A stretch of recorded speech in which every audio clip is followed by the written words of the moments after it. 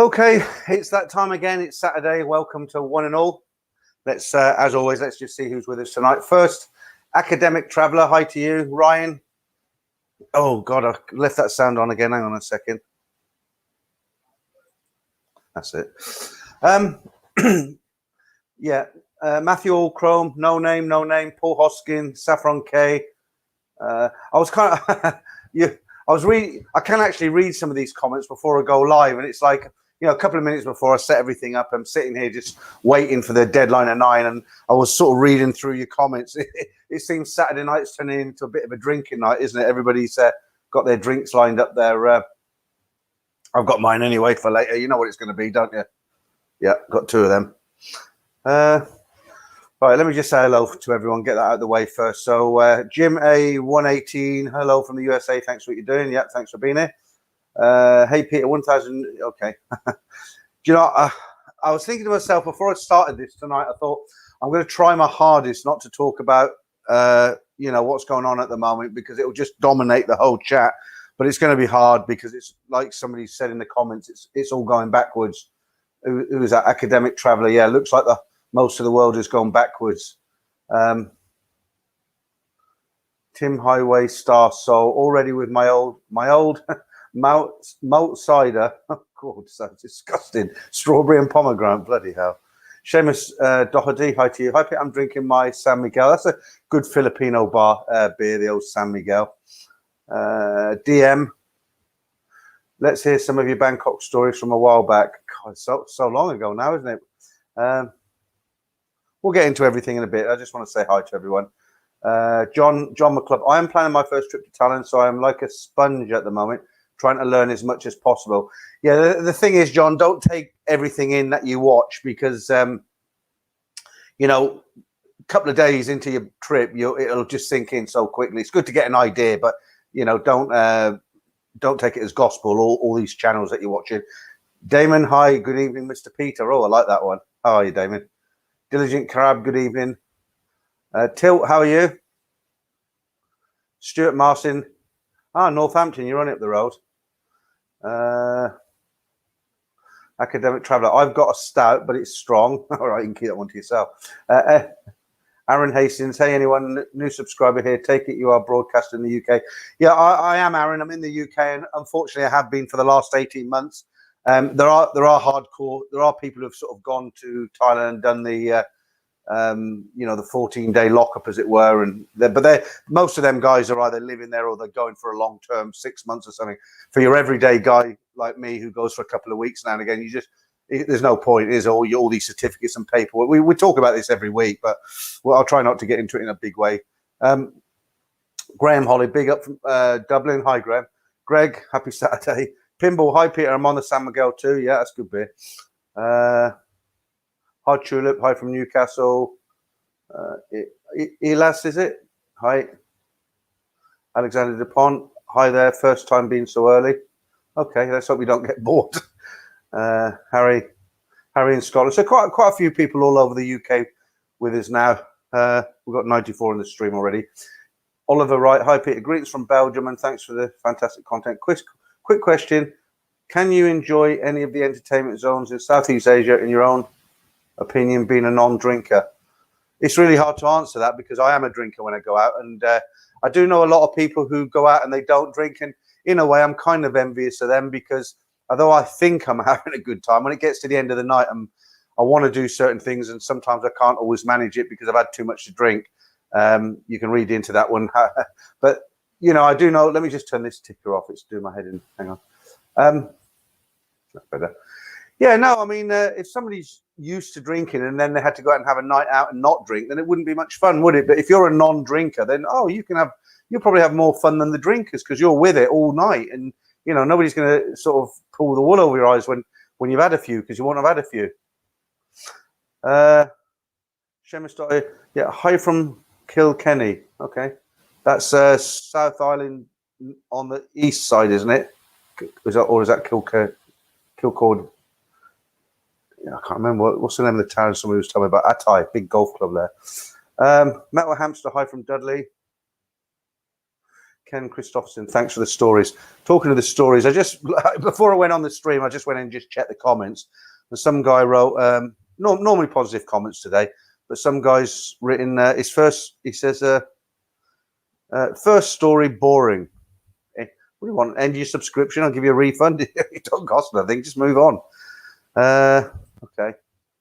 Right, what should I do first? Let me. I'll give you the currency. It's not that it's going to do you any good because you're not going anywhere, but this is what your currency will get you if you were to land tomorrow and go to the change booth anywhere in most places in Thailand. So for £1, it's now 43 baht and 6 satang, slightly down. US dollar is $31.20. Canadian dollars $24.94 satang. The Australian dollar is 24 baht and 13 satang, and the euro is 37 baht and 44. So it's pretty much as it was last year. Last week, rather. Let me just give a shout out to just one or two guys who donated to the channel in the week. Again, hi to David Krause. He donates regularly. I really appreciate it, David. Thank you very much. Stephen Wainwright, Paul Watts, and Scott Barron. Thanks to you guys for this week for that. Did any of you watch? Somebody said to me the other day, we were talking about Buzz and Patia, you know, that channel. Is his name Trevor? I don't know what his name is, but we were talking about that. And somebody left a comment a few weeks ago and said, oh, he doesn't do a live stream. And I said, believe me, he will. And last night, it was really late. I watched TV, I was late. I thought I'll just pop onto YouTube, see what's happening. And he was there. He was doing a live stream. So it was like 6 o'clock in the morning. He was in his kitchen doing a live stream. So I don't know if anybody caught that. He said he was going to do, hi Paul Conlon. He said he was going to do another one today, but I didn't catch that one. But he was a bit nervous, but that's how it is. You know, I went 18 months without a live stream, and you see all these guys doing live streams. It's just like everybody should be doing live streams. But the first time, it really is nerve wracking. It's like going onto a stage and talking to 100 people. You know, it's all right making a video.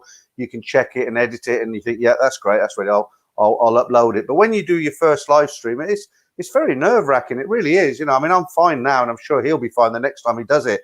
But he did say in that live stream that he was, you know, he was very nervous. But yeah. Okay, who else was this? Greg, Trev's accidental live stream was great. Oh, that's his name, is it? Trev, yeah. Yeah. So I mean, he's in a good position, isn't he? So he's in Patia, so he can go out and talk to people. He can go out and interview people, restaurants, bars. He's in the place where everybody goes, isn't he? So people want to, you know, watch him, as it were, and get all the latest information. Which is, you know, I'm kind of envious in a way, because I've been keeping this channel going with these stories. I'm in the UK. I can't do nothing more. But yeah, good luck to the guy. Damon, yes, had a little look last night, was quite good on Trevor's first stream. Yeah, I know, I said hello to you on there. Do you forget? Oliver Wright, no name to anyone, really. I mean, everybody's doing these live streams now, aren't they? Absolutely everybody. And I notice, I mean, I do watch some of them. I don't watch them all the way through, but like Trevor's last night, because it was really late. I mean, it was about 1:45 in the morning. And I just caught a little bit of it, but one thing I did notice is that a lot of the people who are in, say, I can see in my live stream or in his live stream, they're in Ed Sweeney's live stream, and it seems to be the same sort of people watching all these live streams. There is a little bit of a variant, you know, you do get different people, but I do recognise a lot of people. And talking of live streams, did anybody watch Edward Sweeney's stream on Wednesday? I'll say hi to Ed, because he always gives me a shout out. Ed's live stream is on a Wednesday at 10 o'clock every night. That's very good. That I would say, out of all the live streams going, the one that I watch consistently and for most of the time, nearly all of the live stream, is Edward Sweeney. I don't know why. It's just I just enjoy it. But it was really weird. Do you remember I told you about I had a troll on his channel, and what it was, he originally was on my channel. And he just comes out with this real crap, you know, and you can block people if they, you know, you don't block somebody because they leave a negative comment. That's fine. You know, if somebody watches one of my videos and there was an aspect they didn't like, they can write to me and say, look, I didn't like that, or that was a bit amateurish. No problem at all. But this guy was coming on and just name calling. So I blocked him.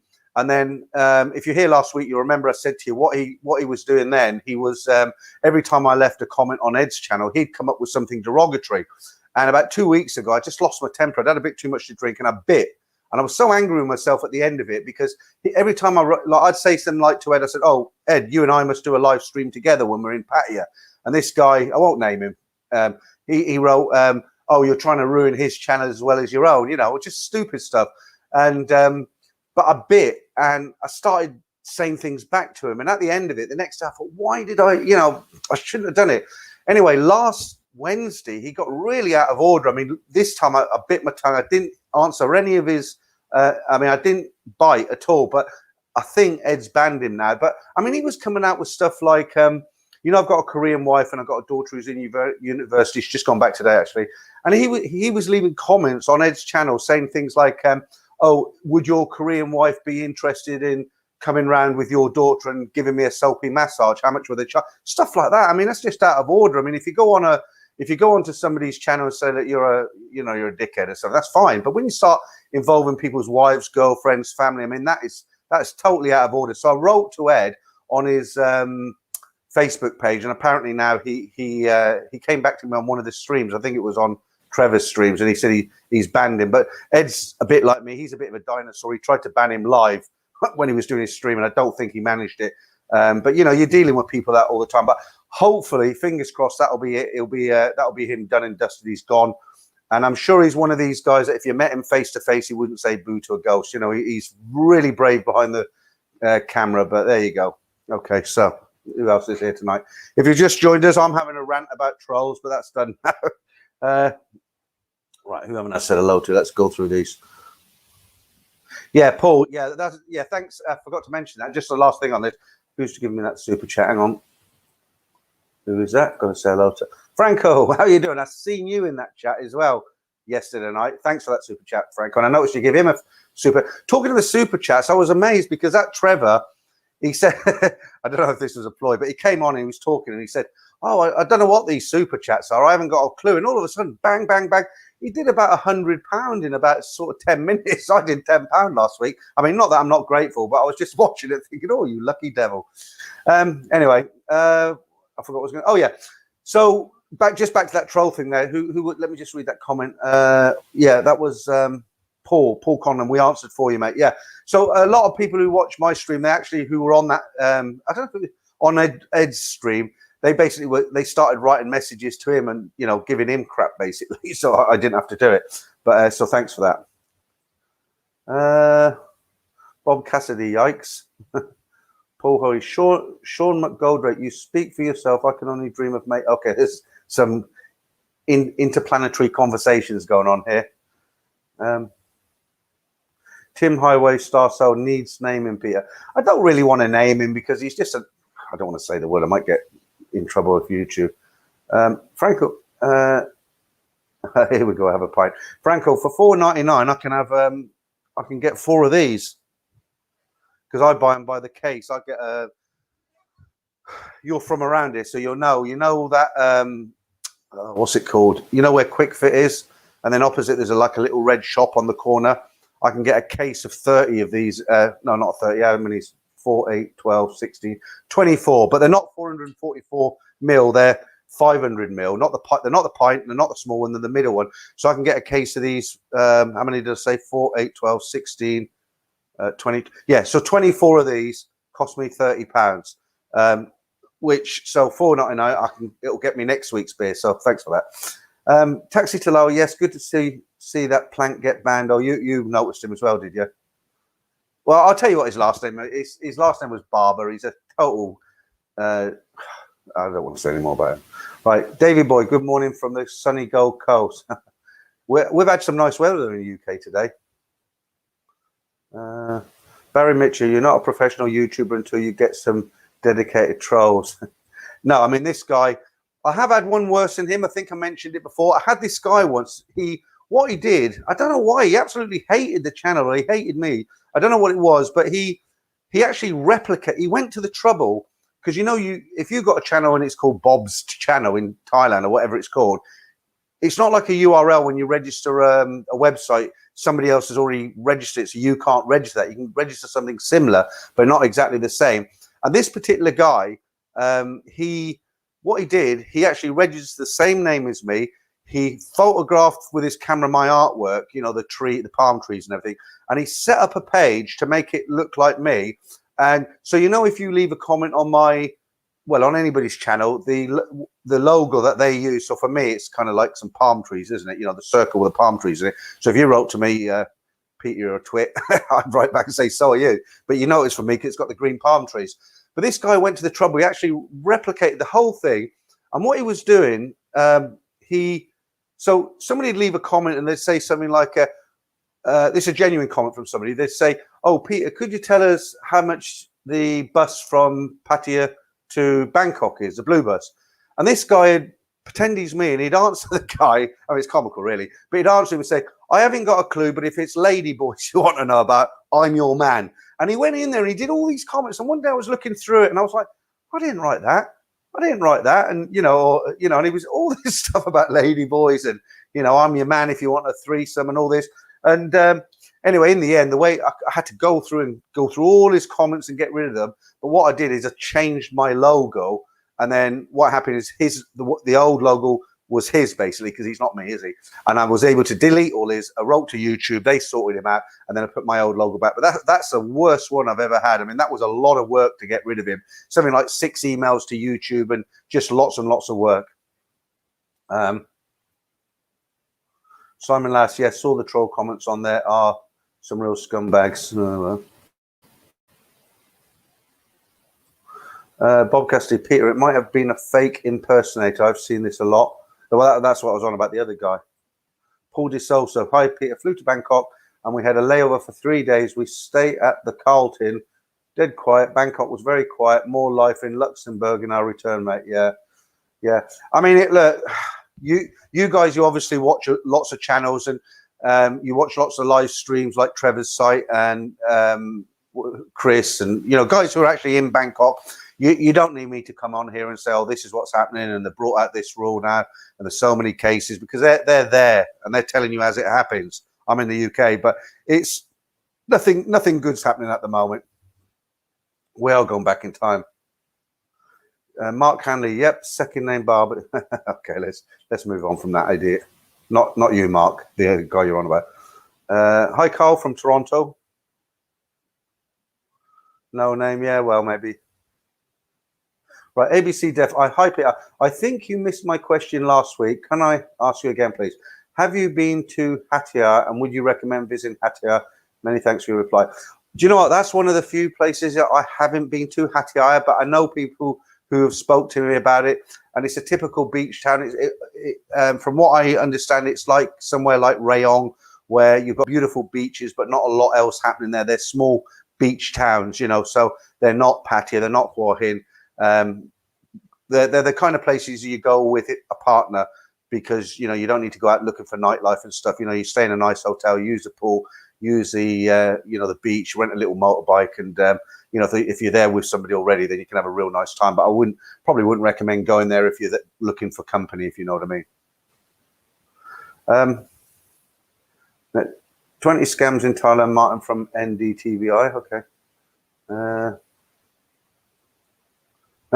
Paul Connon, hey, taxi to Laos, see if Peter wants to use your Roger Dodger idea. No, I won't be using Roger Dodger. That's Ed's. Hi, Black Belt. How are you? Metal Hammer, hey, Carl F, no name. Yes. Toronto. Thanks, Carl. Checks in the post. Okay.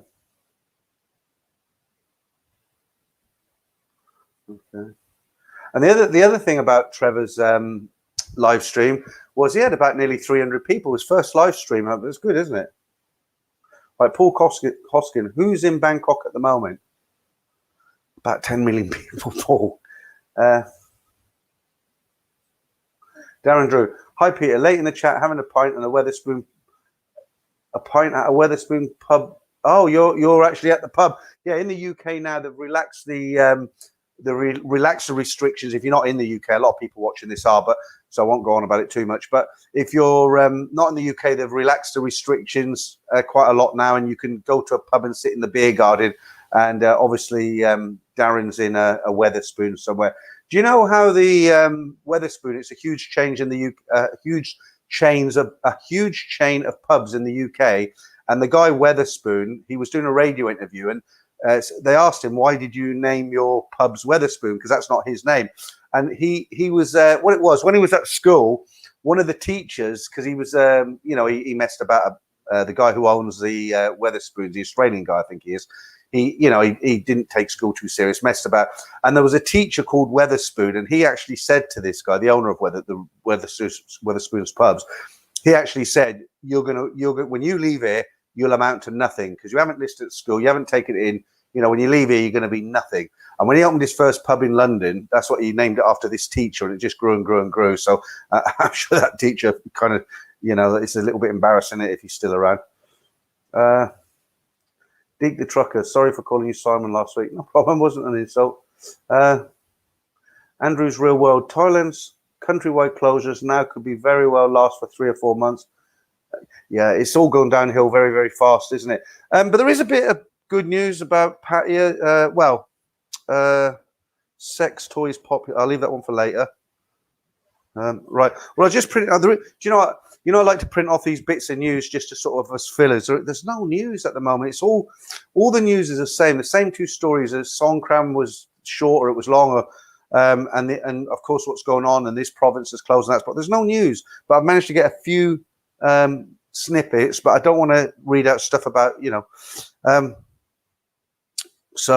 okay, the headline of this one is Pattaya tourism remains open without quarantine for now anyway.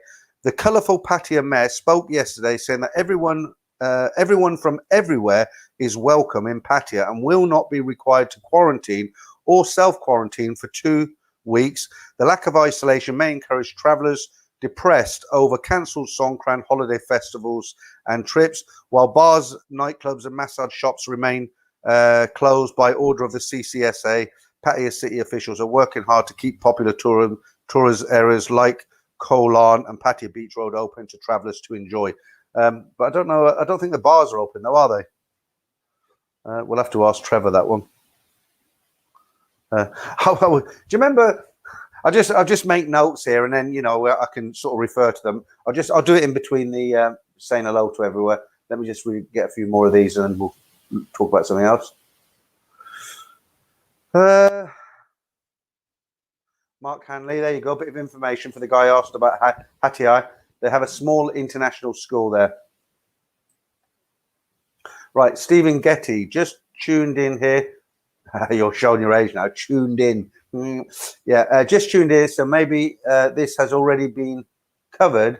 I'll put it up there, but I don't want to say those words because of YouTube. Let me just put it up on the screen there, and then we'll answer it. Let me go over to that side. More mouse here. There you go. There's this question. Right. No, it's really strict at the moment because you've got to have all these certificates, haven't you? You've got to have 2 of them, what you're talking about. And hang on, I'm just trying to find it. I can't turn that off. Where are you? There we are. No, it's a lot stricter than that. I mean, if you go on to certain websites, I'm not a specialist in this sort of thing, but there is people who are specialists in it. I mean, you've got to have like a passport, so you've got to have like a certificate that's its date. It's got a date 14 days up before you catch your flight. It's a lot of hassle.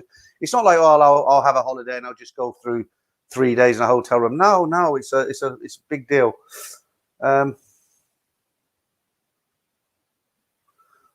Okay. Shemus, any European country interest you in a holiday? Not really. I'd rather wait for Thailand to open up. Amit Tamar, hello. Do you know if Pattaya shops rent how much? No, I haven't got a clue.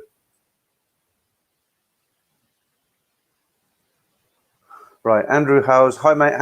Andy from Strobridge, been looking at Mexico. Wow, the women there are unbelievable. Tunisia, have a look on the American border. They knock the woman in Pattaya out of the park.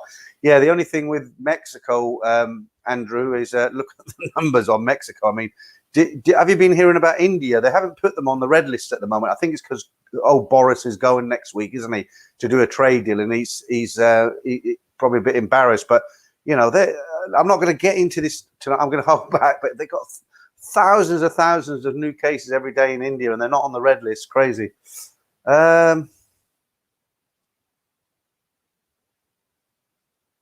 Right, Bob Cassidy, there needs to be a YouTube movement by all creators to force YouTube to not allow copycat usernames. Well, you know, I mean, if they haven't, people who do that, they haven't got any, you know, most genuine YouTubers, they do it because they didn't, like people ask me, like some of the, you know, obviously because of my age, older guys sort of contact me and say, look, I wouldn't mind doing a YouTube channel. Is it easy? Is it hard or whatever? And most of the guys who start YouTube channels, they don't think, oh, I could make a lot of money at this. I'm going to, because I didn't make any money whatsoever for 18 months, and I'm making a little bit now, but not a lot. And most guys who start these YouTube channels, they do it because they've got a passion, they want to do it. It's like probably that Trevor, he's in patio and he's thought, yeah, you know, I'm going to do a channel. I love walking around patio and interviewing people. Me, I was in Hua-Hin when I started my channel, as you know, and I'm quite getting into the stories now. You know, I get a lot of shit off people, you know, you're not even in Thailand, and you know, these stories are boring and all the rest of it. But most people come back and say, you know, we enjoy them, we look forward to them. And so I've kept them going. But yeah, I think these copycat name, you know, who they try to make their channel sound like a popular guy, like somebody who's very, very popular, like CB Media. Maybe somebody will call himself BB Media, I don't know. But the thing is, they don't really make out, because people, they subscribe to CB Media because of him and because of his content. It's very, very interesting. That's why he's got nearly 300,000 subscribers. I don't have a lot of time to look at other YouTube channels, but the ones I've watched of his, I thought they were really good. You know, the motorbike one, the cars ones. So if you get somebody who, you know, they just try to duplicate his name and then they go on there and they start talking about cupcakes or something, you know, I mean, he's not going to get anywhere, is he? So you can call it whatever name you want, unless you're, you know, people can see through fakes, can't they? If you're not genuine and you don't have a passion for what you do and you're not making interesting content, you're not going to last long. It's simple as that. Okay. Right, ABC Dev. I think Thailand holiday resorts will be open for high season this year when those domestic areas are vacated, which I think they will be as a priority, and visitors can prove they have been vaccinated. I don't know about that. It's all guesswork at the moment, isn't it? I was getting itchy nose on here. I don't know what it is. Yeah. Ah, God. You know what? Academic traveller, you put. I think the Rona passport is going to be needed to get in. So something that, you know, the UK, some of the stuff that comes out. I heard there's this. You know, they were going to bring out a passport. If you had 2 jabs, you get a passport, so you've had them, which I think is a good idea, and I'll tell you why in a minute. But you get these tree huggers have come out and said, oh no, you can't do that, it's you know, it's our human rights, and they're going to use it to spy on us and all the rest of it. And it's all right, you might have your own opinion, I might think I'm talking nonsense, but the thing is, think about it like this. So there's a pub, they've opened up and they're letting people come inside. Now you always get a few people who's like, I'm not going to have an injection, my life, my choice, but they get it and they're giving it to everyone, right? So you go to a pub and somebody says at the door, can I check your passport? You've had the jabs out. There you go, mate. I had it on this one and that one. Yep, in you go. And everybody does that. Well, those people in that bubble, in that pub, they should be, in theory, fairly safe, shouldn't they? But if you get some guy who's, you know, or a couple of people who haven't, then potentially it could cause a lot of problems. So what do you think about the passport, you guys, about the vaccine passport? Do you think it's a good idea or not? I mean, I think it's a good idea, but I don't think it's going to happen in the UK. Right, Oliver, right. Peter, you mentioned a previous stream that you're planning to do a series of videos or different like that about reviewing different channels. When will that be? Yeah, unfortunately, you know, Simon, my internet partner who I'm doing all this with, it's really hard to tie him down. And we were going to review 30 YouTube channels. We've already printed them out. We've got them prepared. And it's just so hard to pin him down, because the thing is with Simon, he's got a family, he's got his business in Thailand, and you know, the time difference, and we are going to do it, but it's really hard. I mean, he's not been around for the last week or so. He's doing some stuff behind the scenes as well. But he doesn't, I can't. Saturday, Sundays out of it, and it's just so hard for me to, I'm sure he'll when he's ready, he'll do it with me. Right, Paul Conlon. If you have a clear PCR test 72 hours before flying, you don't need a Maxim passport. Okay, Paul, that's good information. Just Van Kampen. What a great name. I think it's better to make sure you're on the right side of the screen. Okay, what do you mean by that? Like that side? That side? Is that what you mean? Well, what it is, obviously, if that's what you're talking about, I use a green screen because you've got Pat here in the background there, haven't you? So it's just because I'm in a very small space, I've got to have the camera in such a way that it covers a whole square, or you'd have bits sticking out and it'd look ugly. And the way I sit, I have to kind of lean one way. But does that make a difference? I don't know. Alexander Dupont. Okay, I won't read that out. Juan Carlos. Is it true that most of the girls are from Isan, Buriram? No. I would say, yeah, most of them are probably from Isan, but not, all over Isan, not just Buriram. Right. Taxi to Lao. Peter, did you ever go to Soy Zero on Sukhumvit and any recollections? Yeah, I did, and I have got recollections there. So Soy Zero, a lot of you guys probably knew where that was. It was an entertainment. They pop up anywhere in Thailand, don't they? You get these, they just pop up these bars. And Soy Zero was a cluster. Well, it's quite a big area, actually. It was, so as you come out of Nana Soy 4, you know where that is. So you turn left, you've got the Marriott there. And then you've got that flight, the bridge, haven't you? It goes right across Sukhumvit. Well, as you're on the footpath, if you turn left where that bridge is, they had all these bars under the bridge. And yeah, they were okay. I found them a bit quiet. It was what I'd do, sometimes I'd go there first, sort of like if I went out a bit earlier, maybe around 7:30, 8, I'd go and have a few quiet ones there and game of pool or something like that.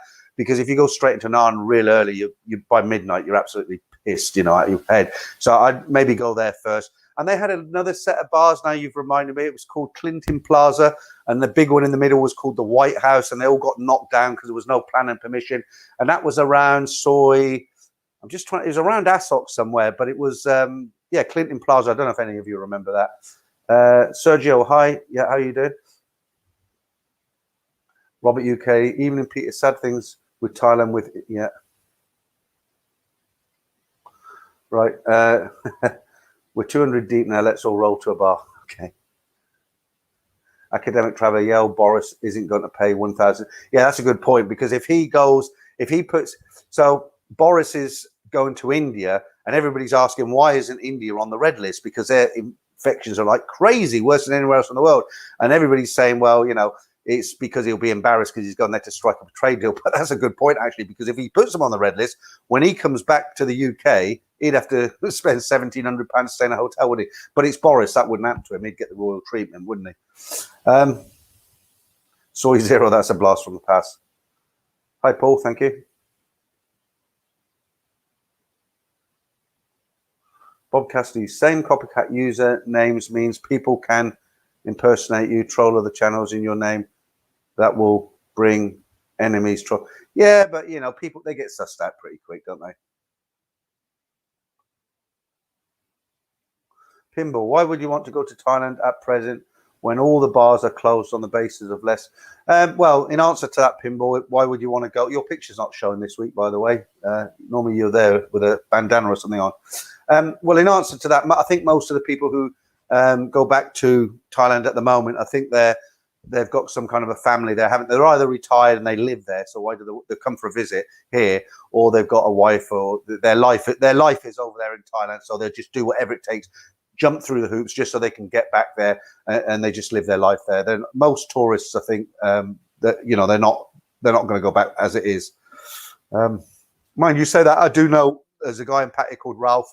He's fairly well off. Haven't heard from him for a few weeks. Used to hear from him regular, but he just thought sod it, and he decided he was going to go to Pattaya for a year, and he just jumped through the hoops. He's there now. He's out of quarantine. So he sent me a picture. He had a nice little young lady on his arm. So fair play to him.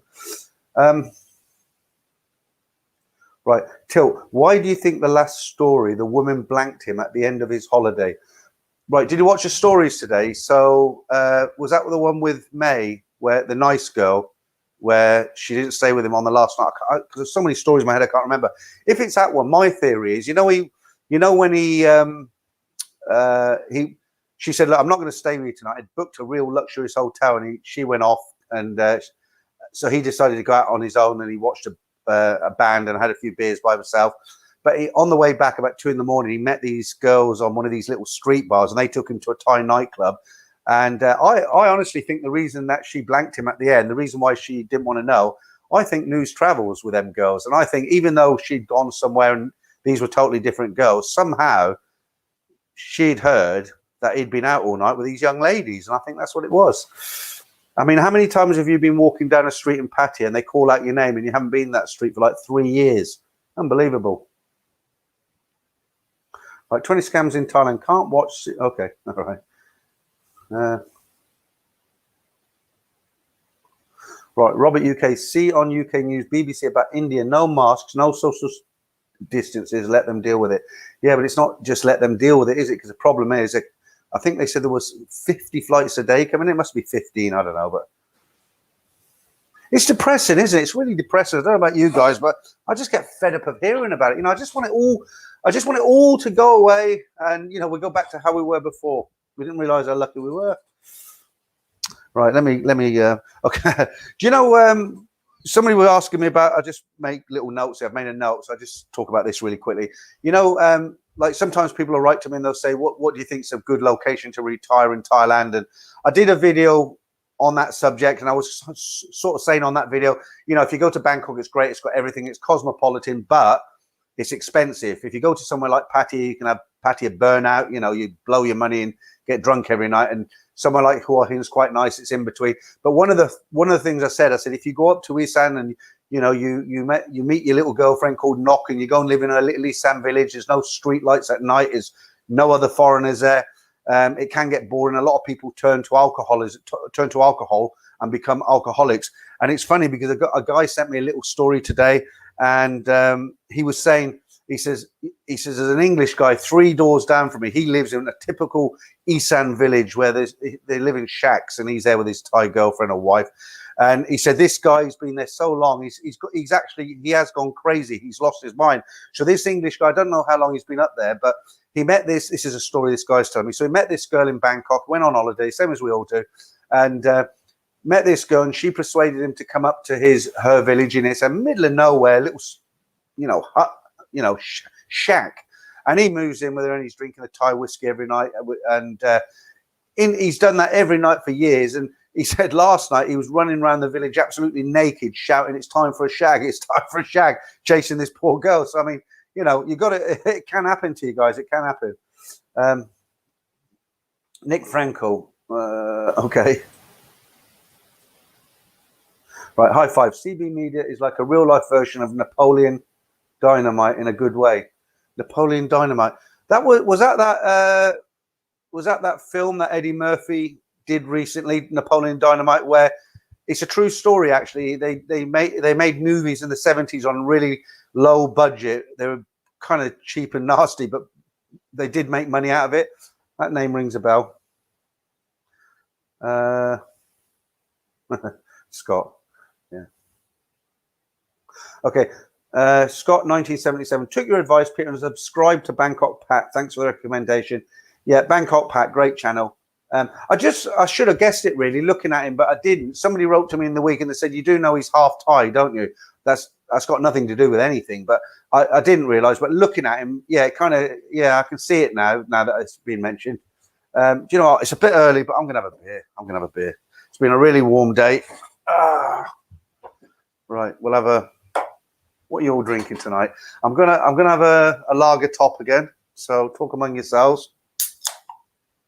I'll read a few of these out. Yeah, Alexander, you subscribe to him as well. It's a good channel. If you haven't checked, I've got no affiliation with him. He's not giving me backhanders. He doesn't send me any money to PayPal or nothing like that. It's just I watched him. I came across him. I thought this is a bloody underrated channel. It's a good channel, and I recommended him. A lot of people have watched him now, and he does. His videos are good. They're very well researched. He only does about 2 a month because I think he's a school teacher. But yeah, some guy. I think I mentioned this last week. you know, like on my videos, like my live streams, it says paid promotion included, and the reason for that is this software that I'm using that gives me the green screen. But let me just give them a quick mention because I've got to do this. Hang on. There you go. they'll check this tomorrow. So what it is with YouTube, when it doesn't matter if you don't receive money or anything, if you're getting any kind of support like this software, they let me use it. They let me use it for free, but you know, they like me to give them a mention, like here, it's StreamYard. It's very simple, and it's a lot of people use OBS Studio, but if you're an old dinosaur like me, this is easy to work with. But because of this, I've got to put paid promotion included. And some twit wrote to me last week and said, "Oh, that's why you're promoting Bangkok Pat so much. I noticed you've got paid promotion." It was nothing to do with it. It was because of these guys. But there you go. Let's get rid of that. Black Bolt. I think travellers are going to have some medical documentation. I haven't even had a sip of it yet. Let me start again. I think travellers are going to have some medical documentation going forward. Yeah, absolutely, absolutely. You'll need 2 passports, won't you? Your normal passport and your medical passport. Cheers, Gary. Gary Russell. Pinball. Of course, the jab won't prevent you getting it, but it will keep you out of hospital on a ventilator. Yeah. I think it's too. I don't want to get into this, but I'll just answer that one. I think nobody really knows. They're better at dealing with it now. One thing I will say, and this is just a personal opinion, you don't have to agree with this. I think being in the UK is probably one of the better places to be right now. If you see what's going on around the world, India, Mexico, these sort of countries, even Europe, we're probably doing pretty good. You know, we've got very low numbers. It's going down. And I think the UK is not a bad place to be at the moment with everything that's going on. Popcorn, how are you doing? Agreed, Pinball. That was the whole point of lockdown, to ease pressure on the NHS. People can still get it. Yeah, I'm sure they can. I've had 1 jab, so I should be getting my 2nd one soon. But what's more important than that is to put a topper 7-Up on this, so you can see through the bottle because it's green. Yeah.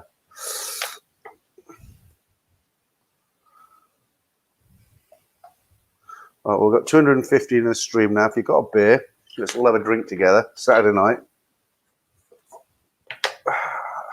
Early tonight. I normally wait till 10, so I might start slurring a bit later on. Cheers, everyone.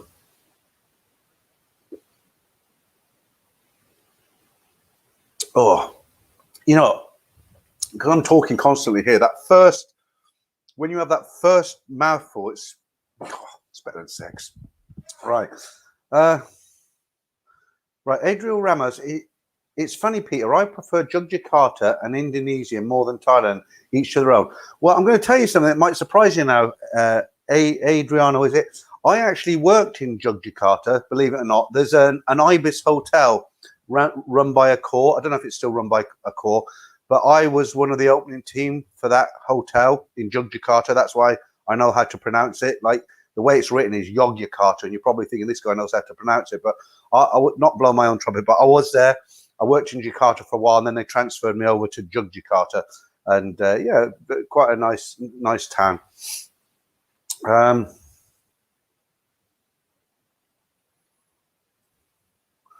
Yeah, there's a lot of talk in the chat about what's going on with the vaccines and everything. I don't really want to get into it too much.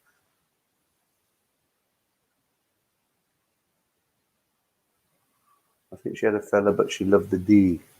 Okay. Yeah, it just took me like a few seconds to click onto that. D the trucker, Peter. I used to only do 14 nights in Pattaya, so I thought I would go big boy and do 21 nights, but I was burnt out twice. Yeah, it's hardcore. It depends what you go there for, doesn't it? If you go to Thailand to lay on a beach, then Pattaya is not really the place unless jump team is okay. But there is such a thing as Pattaya burnout, and if you've never heard about it before, what it is, it's actually quite a strain on the body. You know, if you go, don't forget you have to climatize, because if you come from Europe especially, and you go to Thailand, you're talking anywhere from sort of 35 to 38 degrees every day. You're drinking a lot of alcohol. If you're sort of in your 50s, 60s, even 40 plus, 45, I mean, in your own country, you're probably in bed by midnight, aren't you? What's a wild night out in your own country, a barbecue in the garden with a family?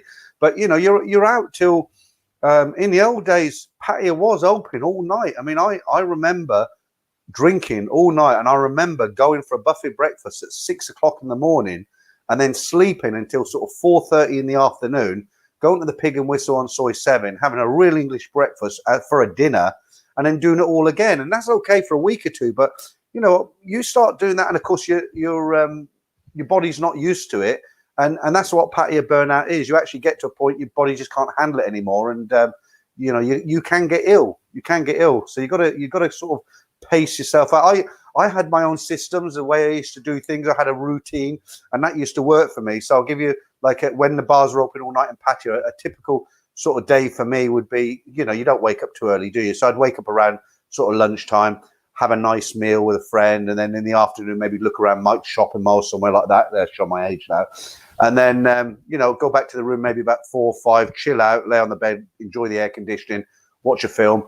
And then we'd meet up again maybe 7 o'clock, have a nice meal again somewhere, and then we'd hit a couple of low-key bars on the seafront and have some beer, but slowly till about sort of 9:30, 10.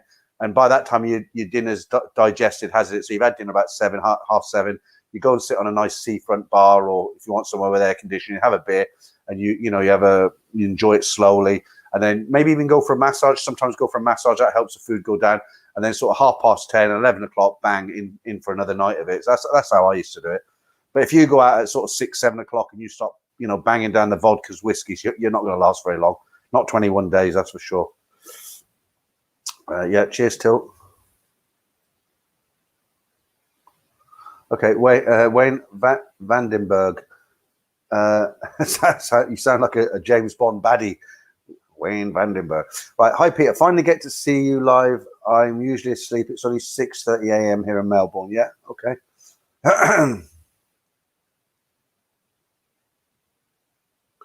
Yeah, everybody's saying they're a bit fed up with what's going on. Right, Franco De Rosa. Did you ever go to the Coconut Bar on Beach Road? Changing the subject.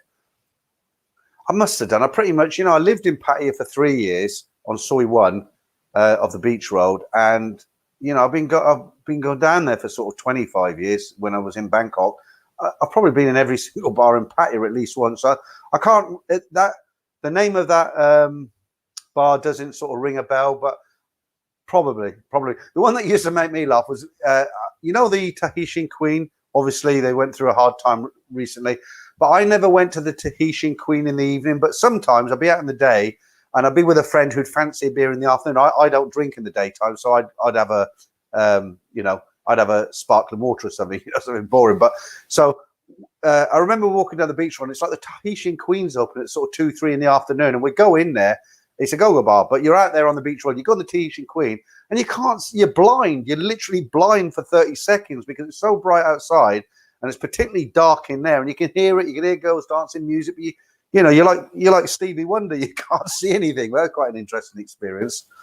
Right, Black Bolt. The working girls have WhatsApp groups, share pictures of clients. Yeah, they probably talk about you guys more than you talk about them, to be honest.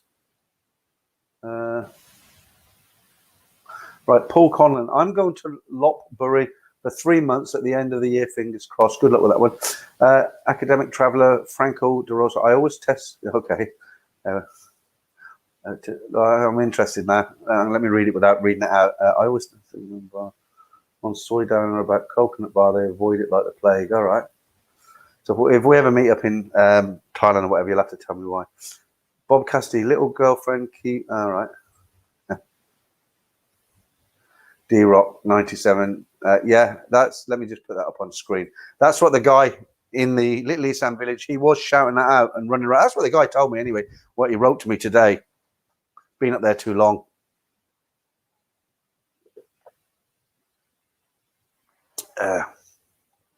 Probably visa ran out probably about 3 years ago.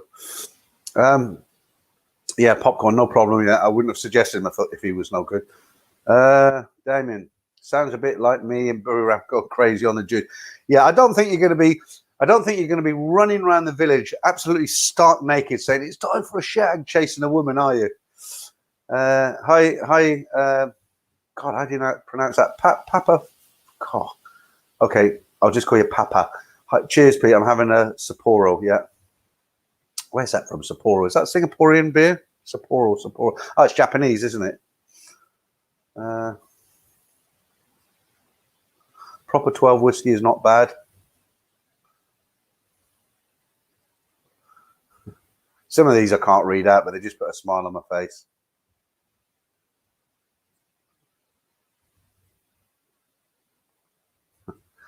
Oh, I'll put this one up.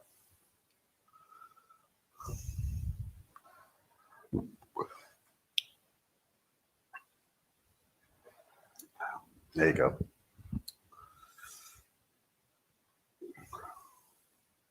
And then Graham Holly says, I was thinking the same. Somebody wrote to me in the week and they said, I don't know if they're taking the piss or I think they were serious actually. And they said, it said something like, when I go back to Pattaya, I'd like to explore Boys Town.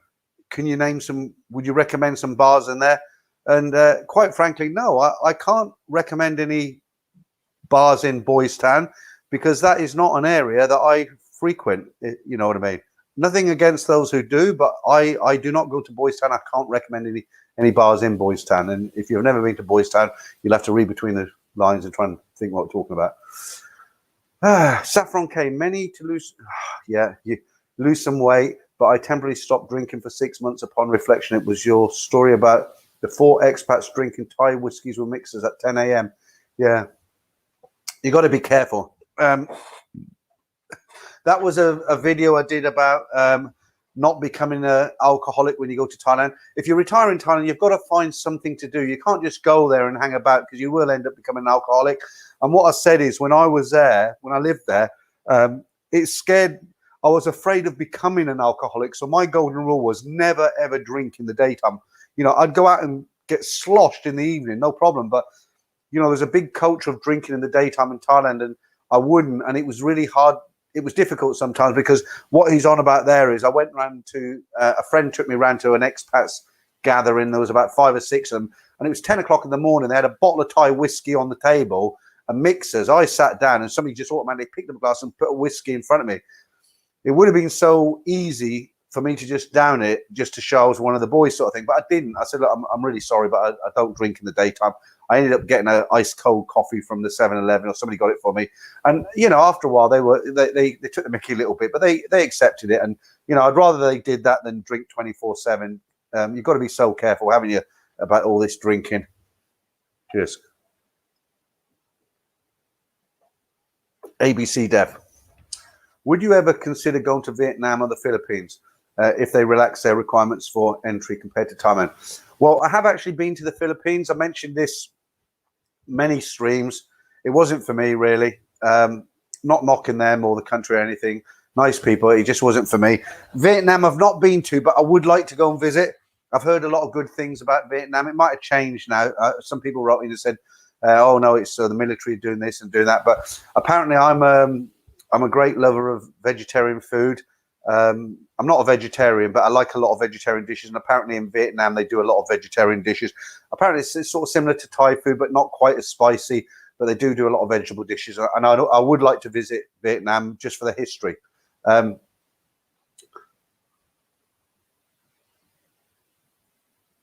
Yeah, Mark Hanley. Okay.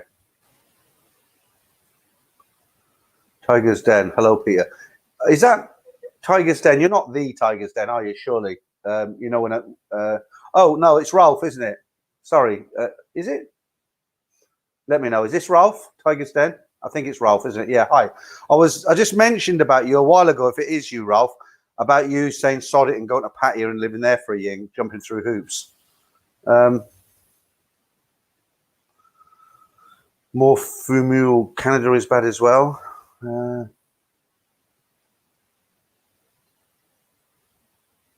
I don't know what you mean by that. Bob Cassidy, don't be like a conspiracy theorist. I don't know where you're coming from on that one.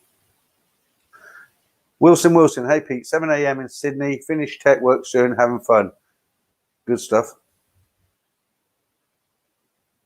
Simon Lass, I think Australia and New Zealand are just an open prison at the moment. As soon as they open the borders to the international travel, problems will come.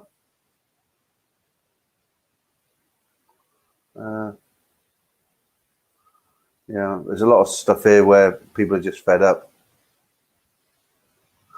Taxi to Lao. I remember talking to a girl on Thai Friendly Didn't know she was a bar girl. One night I was in Nana Plaza. She tapped me on the shoulder. I was drunk, didn't recognize her, and she showed my photo on her phone.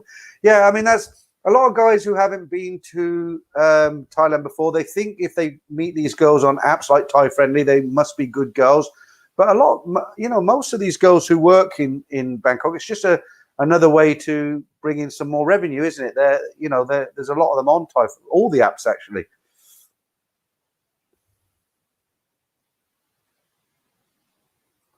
Okay, a few private conversations going on here.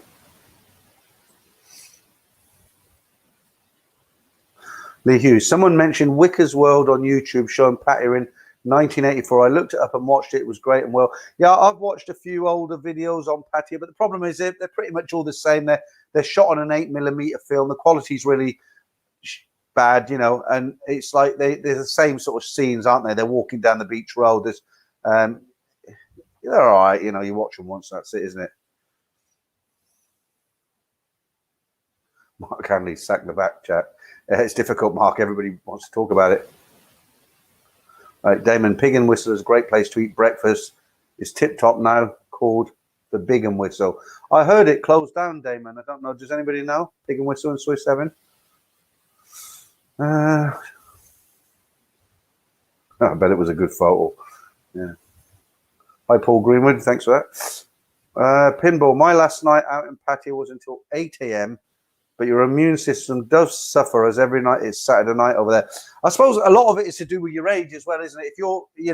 There's a lot of younger guys go to Pattaya now. When I first got to Pattaya in the early 90s, you didn't see anybody below 40, really. Most of the younger guys, they were working for companies in Bangkok, and they'd go down to Pattaya at the weekend to let their hair out, or they were kind of guys who were sort of 50, 55, just started to retire. And you certainly didn't get 25-year-old guys in groups. But what tends to happen now, because they know how good it is for the females, they don't want to waste their time especially in the UK. I mean, they go out to a pub, have a kebab, and then a big punch up. What's the point? So what they do is they work, they do lots of overtime, they save their money, they go over to Pattaya for a couple of weeks, and they just fill their boots. And who can blame them? But it's just totally changed now. Right, talking of history, I just want to tell you about something I'm going to do tomorrow, and I hope I don't get any complaints about this. Welsh Lloyd, I took a little boy too. Right, let me just show you comments, Welsh Lloyd. I don't know why YouTube's hiding them. Show. There you go. Right, yeah. No, somebody mentioned history. What were we talking about history? Old age. Yeah. So what I've done, right? If you don't like what I'm going to tell you about, I've made a video which has got nothing to do with Thailand. One of my hobbies, not so much now, but before I did YouTube 10, 20 years ago, one of my hobbies, I like anything aviation, especially World War II history. And one of the hobbies I used to have, I did a lot of research on it. I used to go and, I know you're going to think it's boring. I used to go and explore Second World War airfields, you know, Lancaster bases, the 8th Air Force, the American 8th Air Force. And where I am at the moment, there's at least 10 airfields within 10 miles. And most of them are ex-American airfields. And one of them in particular that's fairly close to me is an airfield. It was called Grafton Underwood. They had the 8th Air Force there, B-17s. They were the first bombing group to come to the UK and to bomb the marshalling yards in France and then Germany. So without getting into too many details and boring you who isn't into it, I've got the maps to this airfield with the legends, what every building is, what everything is. And I've been researching it for years. So last week it was lovely weather. And you know, all I can do, because I'm not in Thailand, all I can do is sit in this where I am now and tell stories and do the live stream and stuff. And I really felt like going out and making a video, And I thought, what can I do? You know, I've got to, you know, so I thought, right, well, I know a lot about these airfields. I've done a lot of research. I've kind of done it like a documentary. It's about 35 minutes long. It's a bit amateurish because I'm not a professional, but I'm not just walking around saying, oh, look, that looks like it was a parking spot, that looks like it was a kitchen or something like that. I've got a map. I've gone round, you know, the barrack areas where the flight personnel, I forgot the word, the crew, you know, where they slept, the kitchens. I found an old cinema, like the base of the cinema. I've mixed it in with old photographs, so I'll show you a slab of concrete, so look, this was a cinema, and then I fade in like what the cinema looked like in the war, and it's a very detailed. So I'm not replacing my Thailand videos with this. I just did it for fun for myself, really. I put about 25 hours of work into this 35-minute video to make it good. I've already uploaded it. It's on hold at the moment. I'm going to release that tomorrow onto the channel. So if it's not for you, you know, you don't need to sort of write to me and say, hey, this is nothing to do with Thailand. I'm letting you know. I'm giving you advance warning. This video, I did it. It was more for myself than anything. And I know I'll get Americans, older American guys watch this, and I'm hoping they'll find it interesting because obviously they don't get to see this stuff. They're in America, and this stuff's in the UK. So the video will be really. I'll put the video out there tomorrow. It's not replacing a live stream. It's not replacing one of my Saturday videos. It's just a bonus kind of style video. If you're not into history and old airfields and stuff like that, just turn it off and forget about it. But for those people who might find it interesting, it's kind of a bonus one. So I just thought I'd explain that. So you know, because you're going to watch it and think, what the hell is this? This is nothing to do with Thailand. So you can let me know what you thought of it as well. All right. Let's get back into the chat, see who's with us. Paul Hoy. Peter, the Coconut Bar is the biggest bar in Pattaya. Okay. It's probably changed names. It was probably called something else when I was first going down there.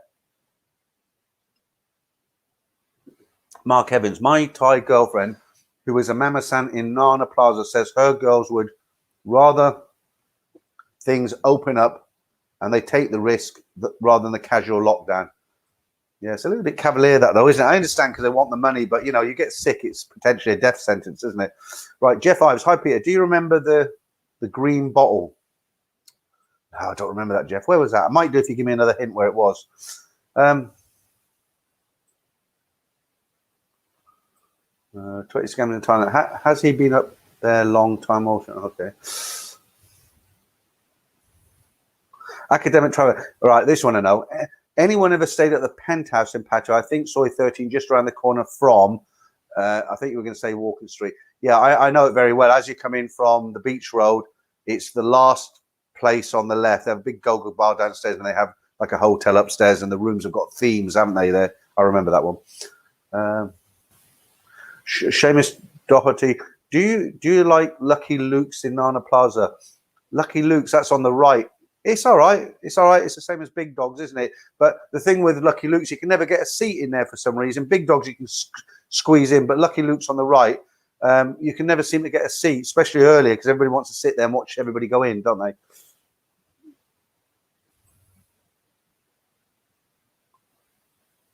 Oh, Karim, which place is Nana? Well, if you don't know where Nana Plaza is, that's where you need to head to as soon as you get to Bangkok first time. It's Sukhumvit Soy 4, and once you're on Soy 4, you can't miss it.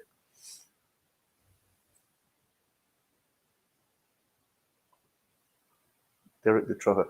Peter, buzzing last video showed that 60% of beach road shops are empty and closed. It doesn't surprise me because there's no customers there, is there? So, I mean, if there's no, the expats who live in Pattaya, they're not going to buy from them touristy shops. So if there's no tourists, nobody's going in them shops and buying anything. If nobody's going in and buying anything, they're not taking any money. It means they can't pay their rent and they're going to be out, aren't they? So it doesn't surprise me that a lot of them shops are empty. Right, Paul V. I used to stay in the Shagwell Inn. Do you know the motel? No, I don't. What a name. Texas below. I'm also hearing that Thai authorities are telling the public that. Yeah, okay. Right. ZY forgot. Is Boys Town next to Priest Place? Or yes, all right. So Boys Town, if you don't know what it is, Boys Town is a kind of the name kind of gives it away. Really, it's kind of like the gay area in Pattaya.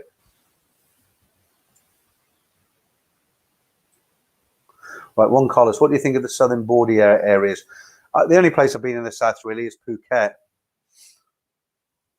Sean McGoldrick, Vietnam is fantastic. Accommodation is expensive, but food, drink, tours cheap. I was surprised at that.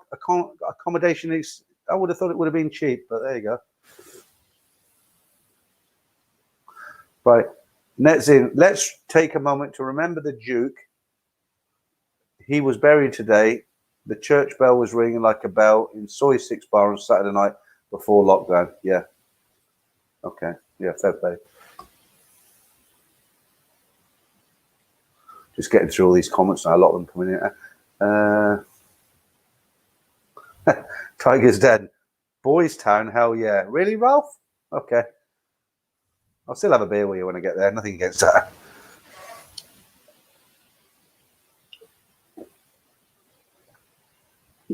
Ugh. Right, Bob Cassidy. I put a 1,000 limit order, $320 if it ever drops back down. All right. A few private conversations gone on here again. Right, let's see. Okay, so I was saying there isn't too much in the news at the moment because it's all about what. Let me see if I can pull out a story for you. Okay, so this one really short as always. The headline is economic plan to put the smile back in Thailand's appeal to Western foreigners and live and work. A task force within the government is set to unveil a raft of plans in May, which could see the can't get the word out. You don't have to do the 90-day reporting to immigration. So if you're on a retirement visa for 1 year, every 3 months you have to get your passport stamped. They're talking about getting rid of that. And other immigration reporting requirements, as well as more relaxed property ownership rules for retirees moving to the kingdom and the foreign executives associated with startup business concerns. This initiative is particularly aimed at Western investors seeking to live and work in Thailand. It aims to make it more friendly and open. So that would be good if that comes off, because what they're basically saying there is, there's a lot of restriction on foreigners when they're there, aren't they? This 90-day reporting rule. You can own a condo, but you can't own land. You can't buy a house. Just lots of restrictions. And what they're kind of saying there is that we'll lift these to try and encourage people to come here and make business and retire and all. And that would be good if they did that.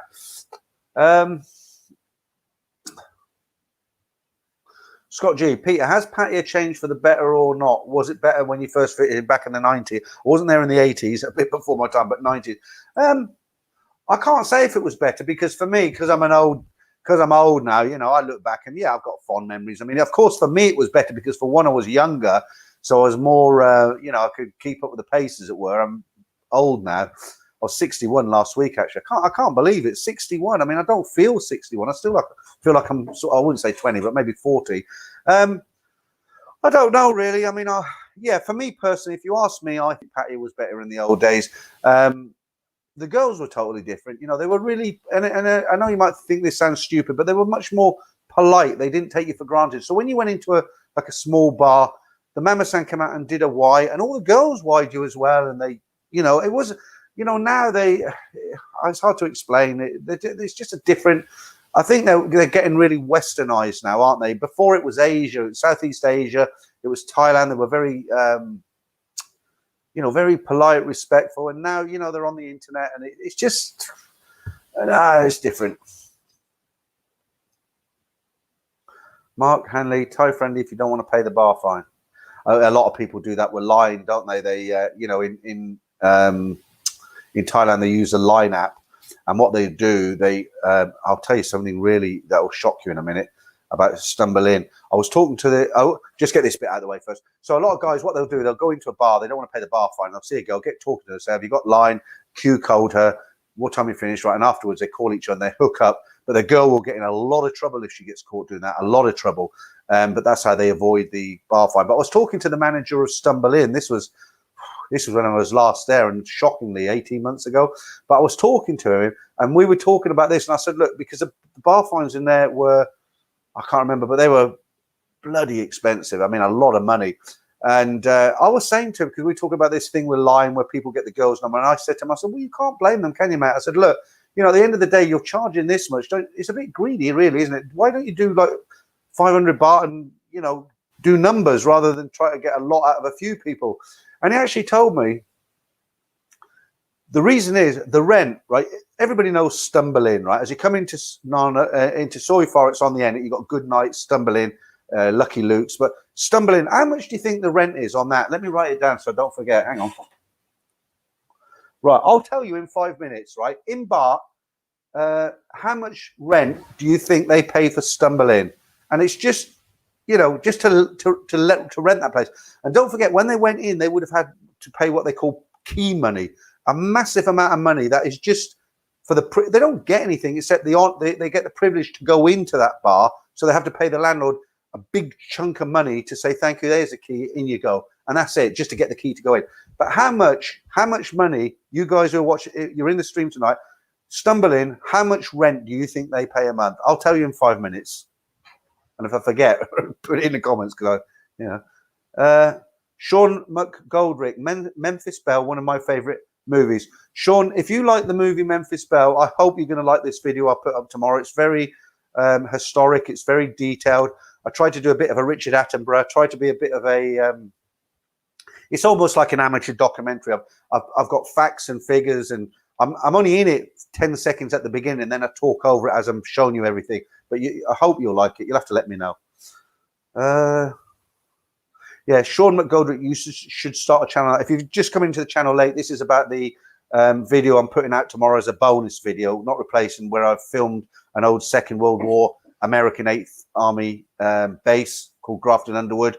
The problem is it's limited, isn't it, Mark? I mean, I did think about it, but you've got to limit it. The Americans love all this stuff. I've got a friend called, his name's Kim. I know, unusual, but he's got a drone channel called Kim Discovering. He also did one on this airfield. And he gets so many Americans asking him questions, because a lot of them, they had family, grandchildren, grandfathers and stuff. They were there, and they want to know more about it. And they're on the other side of the world, aren't they? And the nearest they can get to it is, unless they can afford a ticket and they know what they're looking for, they have to watch videos and stuff. But yeah, you should enjoy it if you're into that sort of thing. Right, Oliver. Sean McGoldrick, have to agree. Good on you, Peter. But your channel is called Thailand-Bound after all. I knew that. Look, we haven't even shown the video. I knew this was going to happen. If you just joined us, guys, what I'm saying about this video I'm putting out tomorrow, it's an extra video. I just wanted to get out the house. I thought, sod it, I'll do it. I can't. There's nothing. I'm not in Thailand, so either just keep reading stories. I've done it for my own self, and I thought some guys might be interested. If you're not interested, just don't watch it. You're not losing out on anything else. Okay, Damon, I'm looking forward to seeing you now. Video sounds good. Yeah, 35 minutes. It took me 20 to 25 hours to put it together. So, you know, with the music and the editing and everything, I hope it gets received well. Seamus, I love history myself. Okay, so, okay, hopefully you guys will enjoy that. Do you know what? I'm going to have another beer now. I've got 2 thumbs down tonight. I've got my usual 2. I always get 2 or 3. It's the same guys, I think. As soon as I upload a video on a Saturday, before the videos, they could have watched it, you know, you get the old thumbs down, but that's fine. They can do what they want.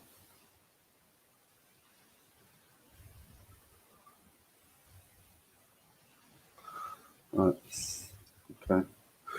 How long we've been going now? A while, 1 hour 12. I might not go for 2 hours again tonight, guys, because it's. I love that picture, Borat. Yeah, I mean. It's been a nice day today, and I've been out and about. I've been doing a lot of stuff, so I feel quite tired. You know, because we've had all this bad weather and lockdown and everything. We've just been at home watching YouTube and TV and eating a lot of food. But today I was out there doing stuff, and it's kind of caught up on me now. So I'll see how I go. I feel all right at the moment. Right, Mr. S. Next time I see you on Soy 4 or Soy Cobra, I'm defo buying you a cold Chang or Singer. Well, yeah. It won't be a Chang or Singer. It would be a what do you call it? I forgot the name of the bloody thing. Not Heineken. I drink Heineken when I'm out in the bars. And if I take beers back to the room or something, I'll buy Leo's. Cheers, Borat. Appreciate that. Yeah, Mark Hanley, a few air bases in Udon too. I don't know if you noticed this, but if you go, Udon Thani is where they had Air Force bases in the Vietnam War. So they're in Thailand, they're relatively safe. But even if you go to Udon today, have you noticed how wide the roads are? Like the normal roads, they're absolutely humongous compared to any other city or town in Thailand. I mean, I'm talking about normal roads that cars drive on. And the reason being, they were backup runways. So if they ever... You know, if somebody came into Vietnam and bombed their airbase and they were up on a mission, they need to land, they could land on those public roads. That's why if you go to Udon, even today, the roads are absolutely huge. Right, Simon Lass, are there, what's that, Papa Sack? Okay, yeah, probably.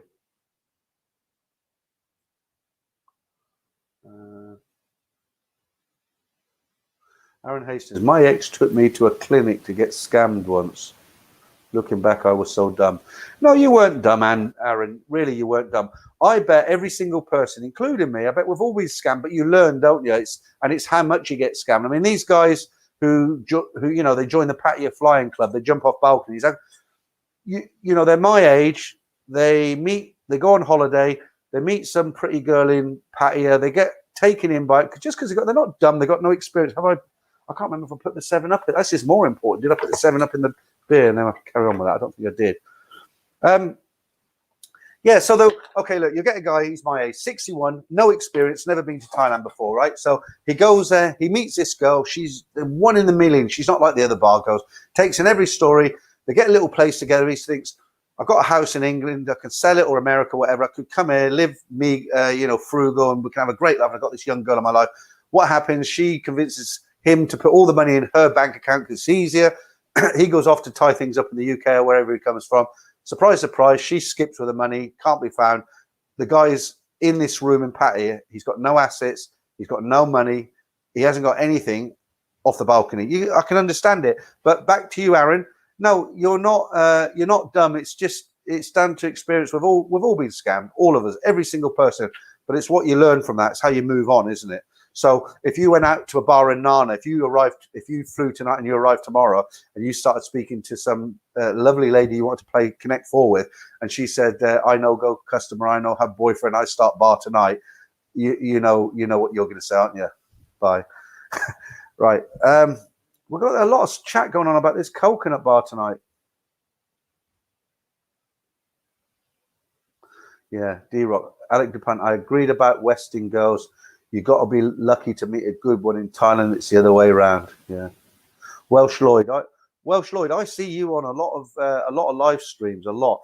I feel bad for the suit man on Beach Road. Poor guy. Is that the Indian guy?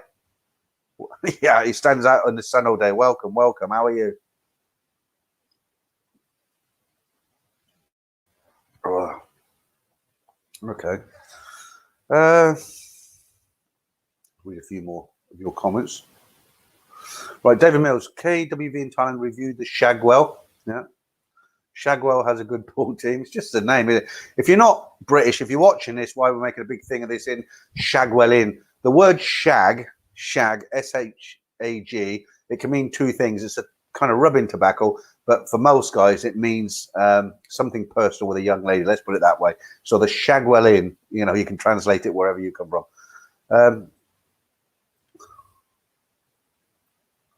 Welsh Lloyd, Coffin Drop Town.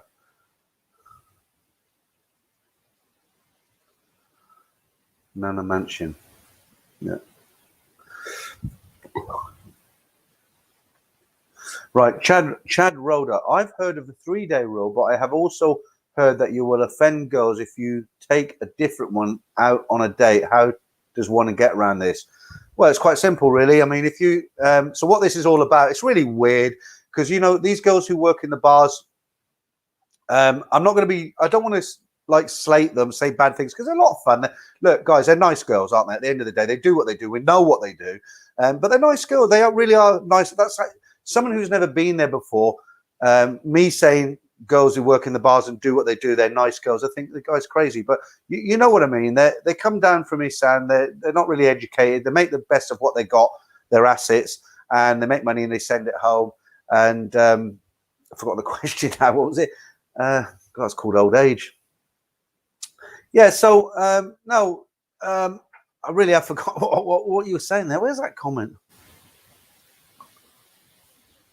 All right, I'll have to move on. I've totally forgotten what I was going to say. I can't find it now.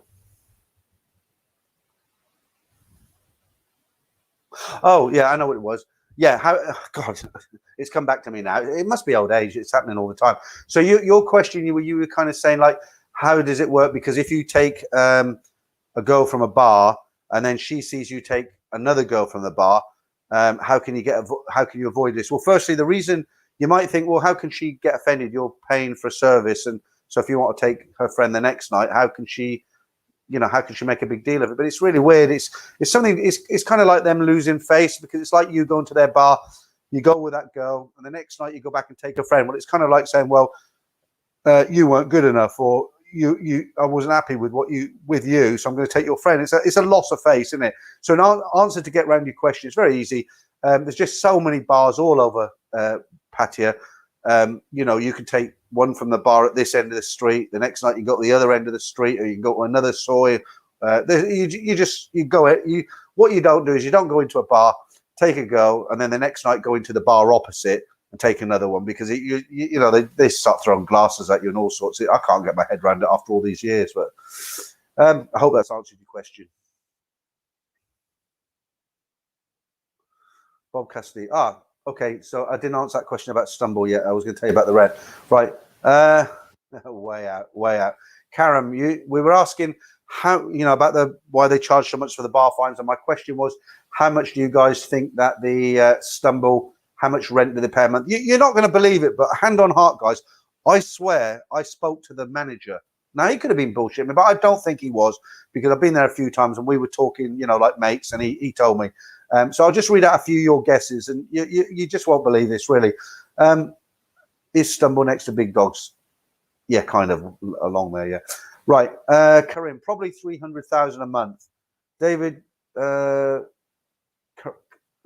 David, 500,000. Academic traveller, 100,000 a month. You pay 100,000 baht a month for one of those small bars in Pattaya. Pinball, 120,000 baht a month. None of you are getting near to this. Paul Hoskin, 4,000. 24,000. Richard C, 24,000. You won't get a flipping 24,000. You wouldn't rent a noodle cart for that in Bangkok. Just get the rest of your guesses. You're putting in lots of different figures, Corinne. Right, Randy Mack, I'd say 80k. Scott G, 50,000. Damon, 250,000. Nobody's got near it. Right, I'm going to tell you. And if you don't believe me, don't blame me. Right, okay. 1.5 million baht a month. Can you believe that? So in pounds, that's about a million is about 25,000 pounds, isn't it? So nearly 40,000 pound a month. You think, no, it's impossible. It can't be that much. But you think about that bar. It's an expensive bar. There's a lot of people in there 7 nights a week, and they open early. If you go past there at 2 o'clock, 3 o'clock in the afternoon, it's busy. 4 o'clock, it's busy. 6 p.m, you won't get a seat. People like to sit there because it's on the street, isn't it? So they're taking in a hell of a lot of money, but they're paying 1.5 million baht a month rent. And when I spoke to the manager, he said that's why the bar fines are expensive. What can you say to that? Sean Lane coming in a bit late there. Not 2 million. That's you were the closest, actually. So if there was a prize, you'd get it tonight because you were the closest. Steve Francis, 5 million. No, God Christ, 5 million. That's like 5 million is. That's 125,000 pounds. Gee. No Name High. The invisible 7-Up bottle. Yep, there it is. It's because it's all set up for a green screen, you see, and this is green. Have you ever noticed I don't wear a green shirt? I did once. It was really weird. I made a video, or started to make it. Luckily, it wasn't a live stream. I had a green shirt on, and you could see my head, and that was it. The picture that you see behind me kind of started here and went down, so it was like just my head. Live and learn, though. Okay.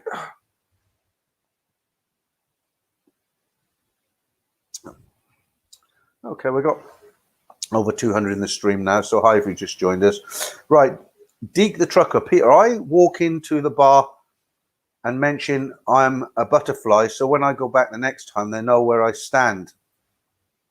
Yeah, they do and they don't. They might laugh and say, oh, yeah. And then, but you try and take her mate the next night. That's something that's always sort of amazed me as well, because, you know, this butterfly thing they come out with. They've all got the butterfly tattoo, haven't they? Yeah, Greg. Good thing you don't have green eyes. That would be weird. I don't know if it works on eyes, but yeah, that would be weird. 20 scams in Thailand. 500 drinks a day. 100 market pays the rent. Yeah. Right, Paul Hoskin, 1.5 million. That's almost what I earn a year. Yeah. Okay, so let's see what else we've got. Well, here's one. Read a little story out for you.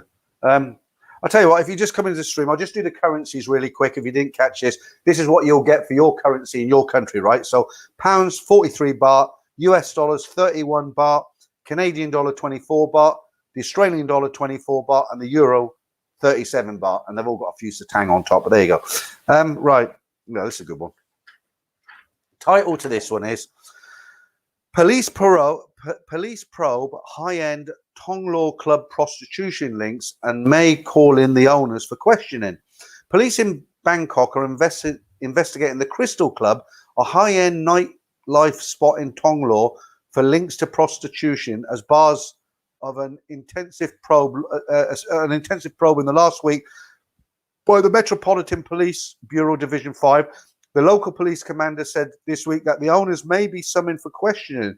He said if the club was linked to prostitution, and it's that word, isn't it? If. Yeah, it would face a 5-year closure order. Well, that just puts them out of business then, doesn't it? The club is one of 2 nightlife venues in the fashionable Tonglaw district of Bangkok, which are currently in the eye of a storm linked with a massive third Cyrus wave that is spreading devastation throughout Thailand. The other venue is the Emerald Bar.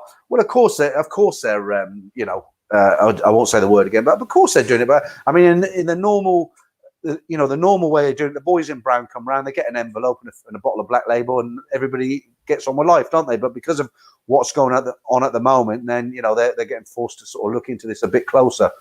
Kim, good evening. I don't know if you've just joined us. I did mention your channel earlier. What's that, Kim? I see you're on the pint glasses now, giving up on the cans. No, I have got the cans here. They're all in the bin, look. They're empty. Yeah, no, Kim, I did mention your channel because the Grafton Underwood video, drum roll, that's uploaded already, but it's on private, and I've explained to everybody why I've done it. It's going to be out tomorrow. And because I've done this Grafton Underwood video, I was telling them about your channel and you doing it with the drones and stuff like that. So Kim Discovering History, that's a good channel if you're into drone filming. And welcome on the chat, mate. Right, Sean McGoldrick, on that note, made mistake of giving a Soy 6 girl my line. Yeah, that's the app. Didn't take her. She sent me 44 messages in one day. I see you walk by. Why not take me? Yeah. Well, I don't know. Hard to block. Why is it hard to block? Just block her. D-Rock 797 McGoldrick, 44 messages that say, well, they will, won't they? Because at the end of the day, it's business, isn't it? And if they've got a potential fish on the end of the line and all they've got to do is reel it in, she'll send you 144 messages because one of them might work. Chugsy, yeah, cheers to you, mate. Yeah, Bob Cassidy, you've got to marry her now. LTR, Life Reset Thailand. Hi, Pete. Good day from Australia. How you doing? I think we've got all these, just about all these mentions. I've mentioned everybody now, haven't I? Okay. Right, look, I was saying earlier, I don't have a lot of stories at the moment because there isn't a lot out there. You know, where I get my stories from, I go, you guys can look at them yourselves, but I just go through all the, I'm signed up to all the Thai, they're not called newspapers anymore, are they? The websites. I get emails every day sent to me. Sometimes they're a nuisance, but you know, I troll through all the news channels and I try to get a few stories that are, you know, a little bit interesting. But like I say, there isn't much about at the moment. Okay, so that's all done. Right, here's one for you. Completely different, right? The headline on this one is sex toys popular in Thailand despite conservative laws. While Thailand is a conservative country with conservative laws, the underground sex trade and sex toy economy is thriving, not so well kept secret. Thailand is famous for its LGBTQ acceptance and red light districts, but many don't realize that most drugs, gambling, soliciting, and I don't want to say the word, the girls, you know, sex toys, even vaping are against the law. The customs department confiscated more than 4,000 sex toys just last year, and owning or selling these toys carries a 60,000 baht fine or 3 years in jail. 3 years in jail. You know, so some lonely woman goes out and buys herself a piece of plastic. You know what I mean? I don't know how they'd catch her with it, but you know, she gets 3 years in jail. The strict laws are in place to align with the traditional Buddhist Thai society, but seem very contrary to the underground sex industry Thailand is known for. Yeah, well, there you go. Right, Kim, are these girls that persistent in Thailand? Well, they are persistent, Kim, because you've got to remember they're selling a product, aren't they? It just happens to be that that product is themselves, and they all. It's not like that all over Thailand. If you've, I think you've not been to Thailand, but it's very. I always make a big deal of saying, you know, not to paint all Thai girls the same, because most Thai girls, they're not like that at all. They're very, very decent women. They wouldn't even come to a room with you. It's just these girls who come to the tourist areas to make a living. If you can read between the lines, then yeah, they are very persistent. You know, if you can imagine, if you've not been there, the best way I can explain it is if you imagine you're sitting in a pub, a busy pub, and a really beautiful girl walks across, every guy in that pub is going to look at her and try and get her attention. But you might not believe this, but it's the other way around in places like Pattaya. But it's all about money. But when you go into a bar, that's what it feels like. All eyes are on you, which isn't an unpleasant experience, put it that way. Right, David Krim, Peter, do you think the Stumble Inn makes a good profit after rent? They must do, else they wouldn't be in business, would they? They're not gonna go through what they go through to make, you know, a few thousand baht every month. I'm sure they make a really decent profit. You've got to think about the cash flow. I mean, they're not like it's not like a restaurant that opens up from say 6 and closes at midnight. I mean, they're going 7 days a week. Like I say, in the morning they're serving coffees, people are playing pool, people are drinking soft drinks, and then they get into the afternoon sessions. And you know, around 5 o'clock till 7 o'clock, they're rammed to the hilt, these bars, because that's when people start going out. They like to sit there, including me, because everybody's coming to work, and it's people watching, isn't it? And then later on in the evening, the serious drinkers are in there. They have pool tournaments. It goes into midnight. It's still going strong, and they're going until the bar closes at 2 in the morning. Now they're doing that 7 days a week. You try and calculate that, get your mind around it, and you know drinks are not cheap in there. They're what, 180, 200 baht. Everybody's buying ladies' drinks, same price. So yeah, they're making a hell of a lot of money, a lot.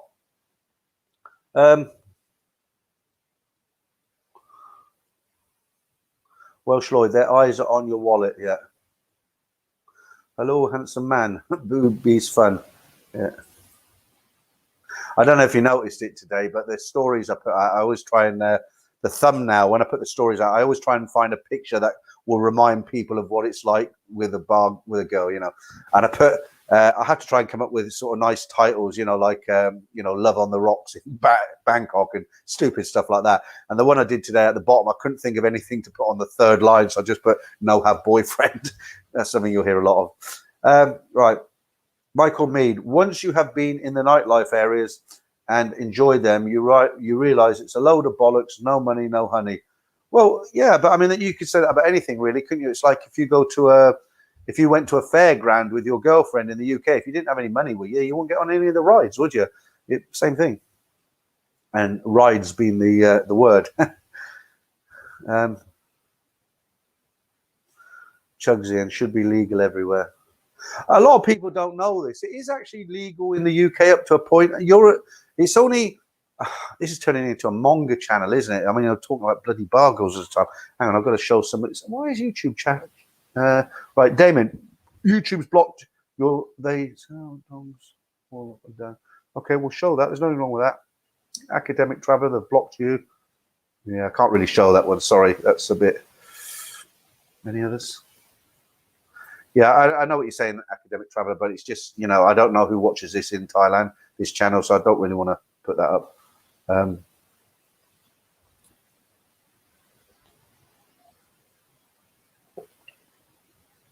Mark Hanley. Stumble Inn is part owned by Paragon, the tennis player. I don't know who owns that. I do know Big Dogs. I know who owns that. That was a friend of mine, Kevin, his dad, Johnny. He owned that. I think he sold it now. He also had he had one in Pattaya. He called it Weatherspoons. It wasn't a real Weatherspoons, but Johnny used to own Hollywood. There's a blast from the past on the ground floor in Nana. But the one on the third floor, I think it's called Billboard now, isn't it? That used to be called the Carousel, and that was Johnny's bar as well. So he had that. He had Big Dogs. When I first went into, well, not when I first, but in the earlier years, walking into Nana, that Big Dogs on the left, that was actually 3 small bars. And it is very different in Nana now. If you've only been going there for the last few years, when I first walked, it used to be called the Nana Shopping Mall. That's what it was opened as, a shopping mall. And even when I first got there, there was no bars in the middle. That was just parking.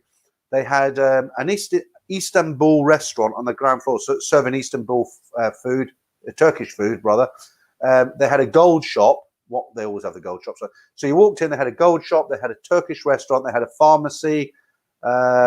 They had a few, the bars. It wasn't primarily like a bars complex. There were a few bars crept into there, and what happened, because they were making the money, then obviously the normal businesses couldn't pay the rent. The rents went through the roof because the bars were making good money, and eventually they were kind of shoved out, and it turned into the Nana as we know today. But it used to be a regular. I've got a picture somewhere. I don't know. I won't fish it out here, but it's. You must have seen it on the internet. There's an elephant in the front, and the gold shops there, and yeah.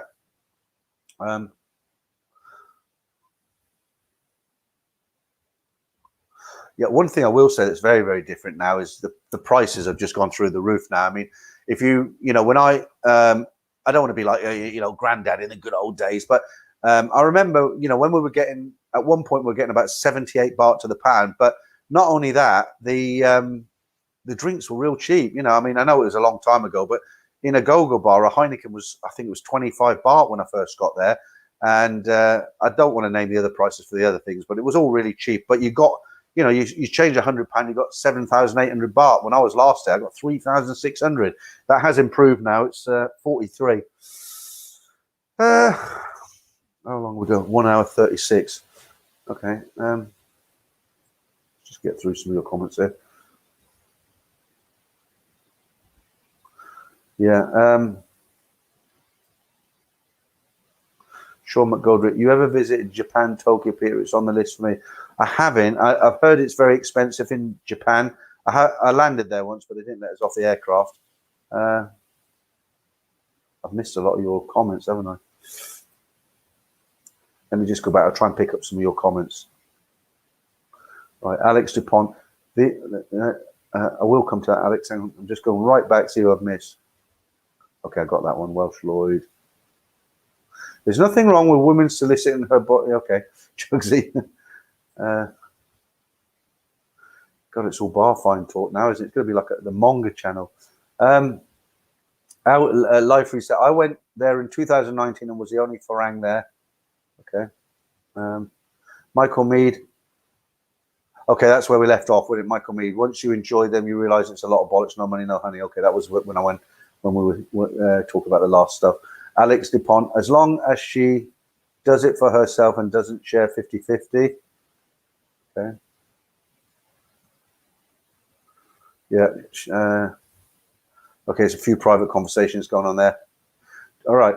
20 scams a time. Do guys ever get rejected in the bars? They do, and I think some of the comments picked up on that and told you who they are, but I don't really want to, it'll come across as a bit racist, but they, how can I tell you in a roundabout way? There's one particular country they don't like the guys, and the reason they reject them is because what they'll do, 6 of them will go into a bar with a bottle that they've bought in 7-Eleven. They'll touch the girls up, and they won't buy a single drink for themselves. They won't buy a single drink for the girls. They want it all for free, basically. And the Thais are not racist. It's just they've had enough of them. It's like these guys go and they want all the entertainment. They want to touch all the girls and everything, and they don't spend a single baht. And for that reason, when they turn up, they just say, no, you're not coming in. And it's understandable. It's not racism. It's just, but I don't want to name who they are. Chugsy, we are mongers. I'd never guessed from your comments, mate. Okay. All right, I think I found where I left off. Billy Pats, you've shown your age, mate. Just tuning in. Yeah, okay. Have a look at Alexandra Dupont's comments there. Yeah, that's absolutely true, but I can't say it, obviously, in a public forum.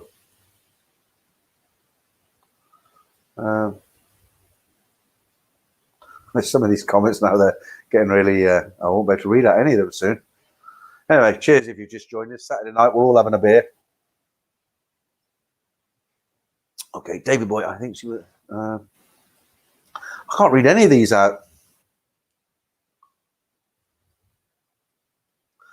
Jaden Ceiling Fans, link to join, please. Well, you just watch a video and one of my videos, and then there's a subscribe button on there, isn't there? Can't you subscribe from this? Sure you can. Right. Right, here we go. Maybe I can talk about this one. PA Comanche, do you think as bar girls age and become cashiers, managers, etc., do they become more sincere, more trustworthy? Do they seem to be more interested in settling down? That's a really interesting question. I think they get, I don't think it's like they get more interested in settling down. I think if they could get the money that they got when they were 22 years of age, I think they would carry on doing that. But obviously, when they get to 45, 50 and their lamp is kind of running out of oil, the flame is flickering to almost nothing, then I think they become less choosy and they become more grateful, put it that way. And I think, you know, if a woman's been working in a bar for 30 years and, you know, she's lost her, I'm trying to not be disrespectful here, if she's lost her looks and she's not getting the attention she used to, and then all of a sudden some guy comes along and, you know, says, look, you know, I like you, I'll come and move in with me, but I'm not putting up with any nonsense, you know, I'll look after you, but you need to play the game. I think she'll still be, I don't think she'll be going off with other men, because other men won't be interested, will they? Because they've got a lot more choice there. But I think, you know, any tricks she can get up to, she'll probably still get up to them. I know a guy, you probably know him as well, but I'm not going to mention his name. But he was with an ex bar girl. She was Mama-san, and she was so jealous of him. I mean, the things she did to him. I used to say to him, "Why didn't you leave her?" He was actually scared to leave her, but she tried throwing boiling water over him once from the kettle. You know, she whacked him with a high heel shoe one night. Awful situation. It's getting depressing tonight. Let's change the subject. Right, Paul Hoskin. Most men try. Oh God, I can't read these out. Oh, let me find one that's Welsh Lloyds. Thanks for that. Sent me £1. Thank you very much. It all helps.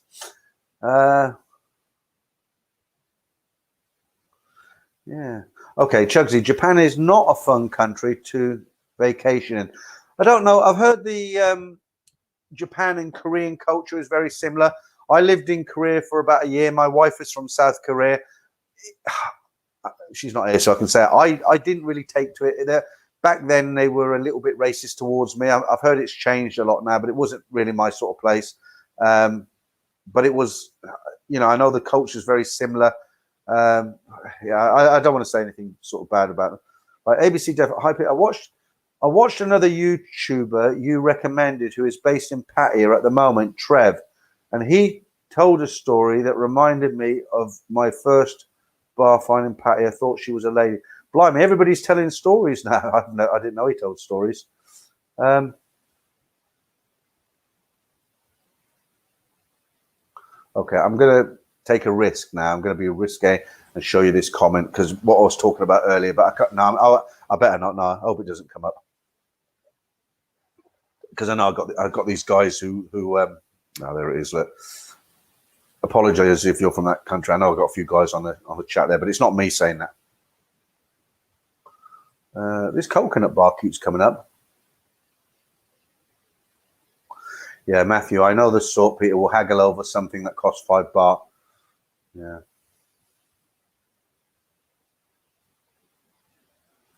John Mile, hello Peter. Do you think you'll be bored in Hua Hin, as it's very peaceful there? But that's why I will go there, John, because it's peaceful.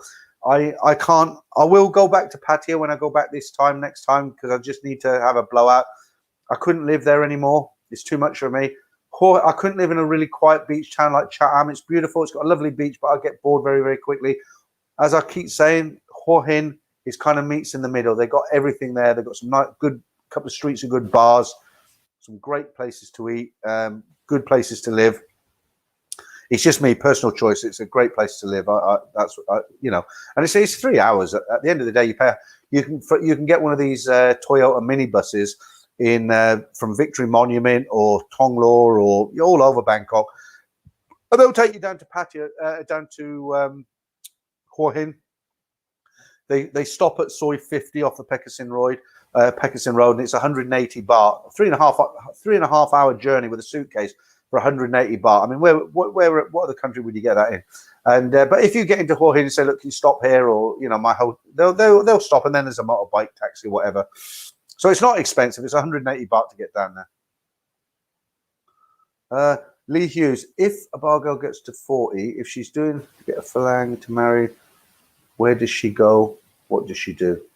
If a bar girl gets to 40, if she doesn't get a phalang to marry, where does she go? What does she do? A lot of them, believe it or not, they get into the kind of personal, well, they've been in the personal business.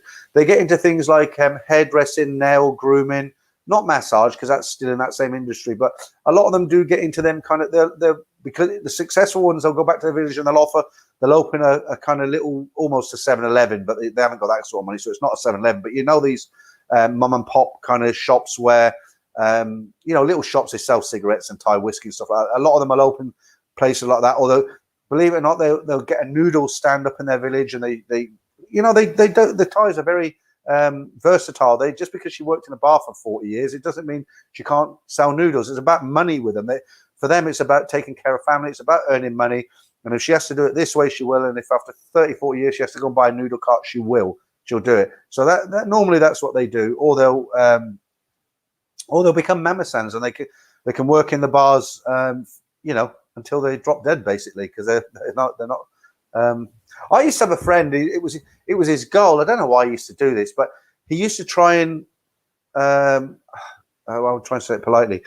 He was into mamasan. So in other words, when he went to a bar, his goal was he'd focus on who was a mamasan, and he thought it was a challenge. He thought, I'm going to get the mamasan because they work in the girls, and he was like, and that's what he did. And I don't know why he did it, because it's like, she's been around for a long time, hasn't she? But that's what he did.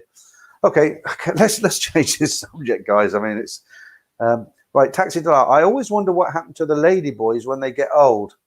You don't see many. Do they change back?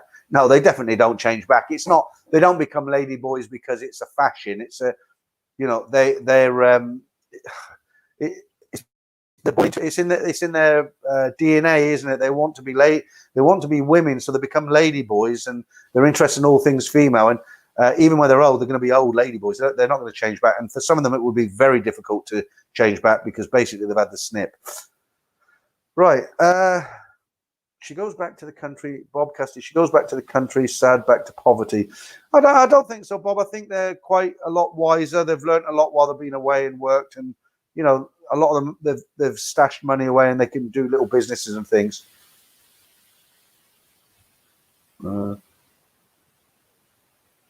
Right, someone asks, can you bar find a mamasan?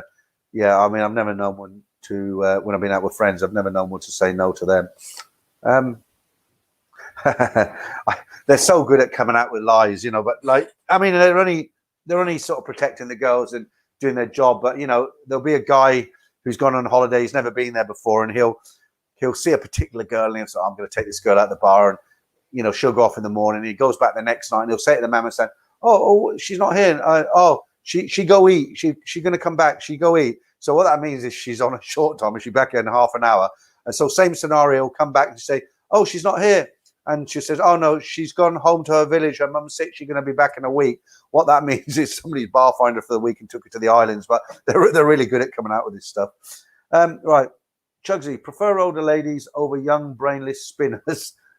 What are spinners? It's all, I can't read that out. It's all a hot in the end. At least the older one puts in an effort. Okay. You know what used to get me? I'm not being judgmental or Mr. What's the word? I don't want to be like the Mary Whitehouse of this chat, but if you don't know Mary Whitehouse, well, she was a campaigner in the 60s who used to complain about smut on TV. But, I know guys hook up with girls there, but I did used to wonder sometimes. I'd see a guy of my age, 61, 65, and he'd be with the youngest girl you could get in Pattaya, maybe 21 years of age. Okay, it's all legal. She's a woman. Nothing wrong with that. But what do they talk about? She's 21 and he's 65. So she's interested in pop music, fashion, boy bands, and he's interested in retirement. What do they talk about? Right, Alex, I met a freelancer. She was loaded with money, a USD millionaire, and you let her go?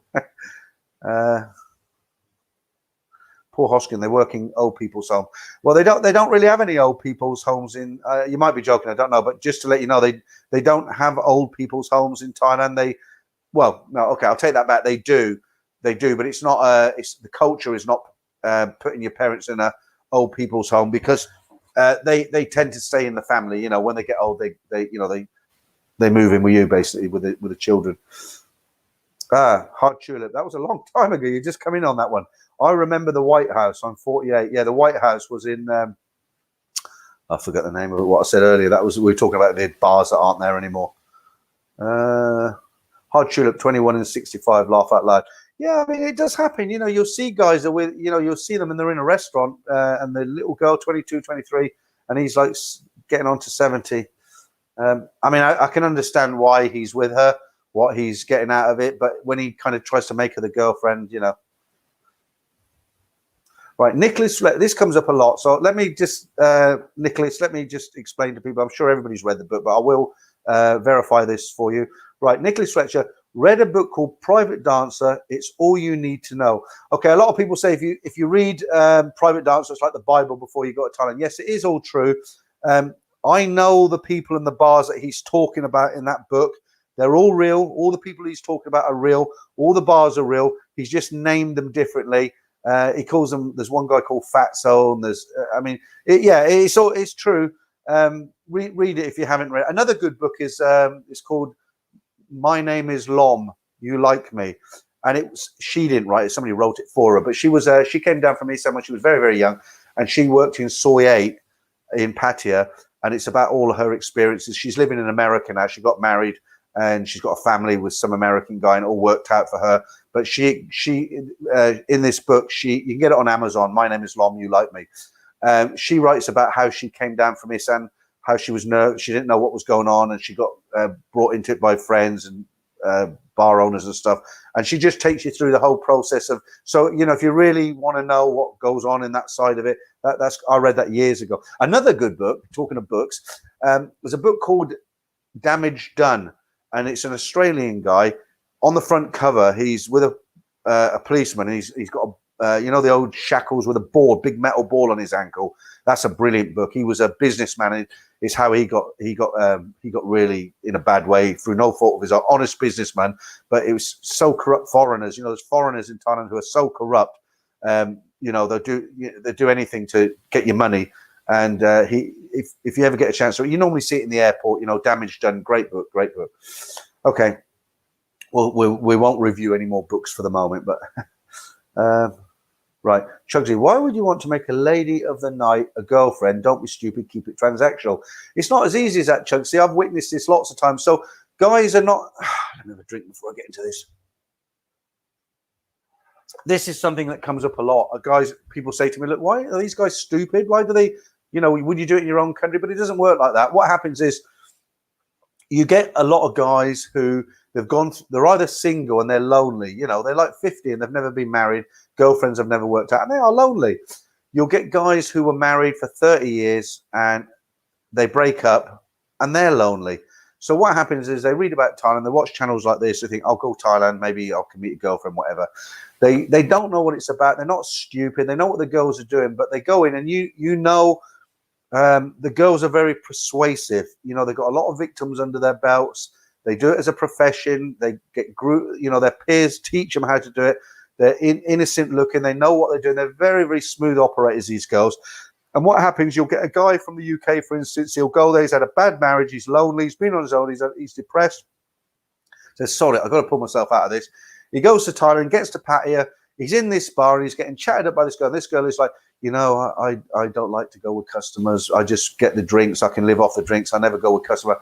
I have family. I come home. I just come down from Isan yesterday. It's my first time working the bar. She comes out with all these lines and he takes it in. He's no reason not to. Then he bar finds her the first night, then the second night, then the third night. Now they've got a little relationship going on, haven't they? So then he's like, well, I don't want you to go with anyone else. And and then what happens eventually is she all the time she's with him, she's feeding him all this information, I just started in the bar last night. I don't go with customers. I live off drinks and all this. And they're really good how they speak. And then, the guy, he hasn't got experience. And they fall in love and they get taken in, and they're not stupid. I've seen it happen to guys. I've seen it happen. It's a really true video. I've got longest video ever made. It's called, God, I can't remember what it's called now, but it's about a school teacher who went there. Now, he's not stupid. He's a school teacher, but he lost his house to this girl. And so in answer to your question, I'm rambling on a bit now. So in answer to your question, guys who haven't got experience, go there. The girls are very, very good at what they do. They're very, very smooth operators. They spend a week with these girls and they're sold. They buy the product. They believe it. And they're not stupid. And that's in answer to your question. That's what happens. You know, they become girlfriends, and this girl's different. And then you know how it goes from there. Right, Paul Hoyer. Peter, I'm going for a walk along the beach tomorrow. If I was in Pattaya, I would be at that bloody coconut bar. What is it about the coconut bar? Right. Let me go back and see if I missed any of these. Quite a lot, really. Pattaya is like a nursing home now. Okay. Right.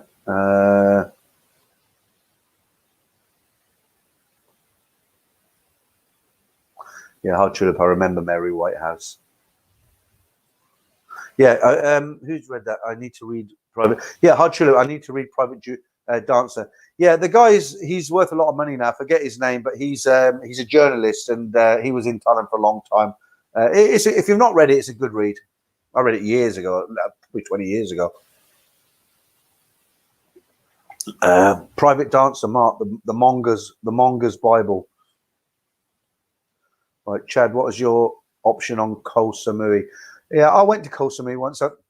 I was about 35 when I went there. I didn't really like it. It was kind of like, it was all hippie types there, you know. It's like not real hippies. It was like kind of hippie guys, like couples with a kid on their shoulder. They're about 50 and they used to be hippies in the 70s, and they're trying to be hippies again, and I didn't like it.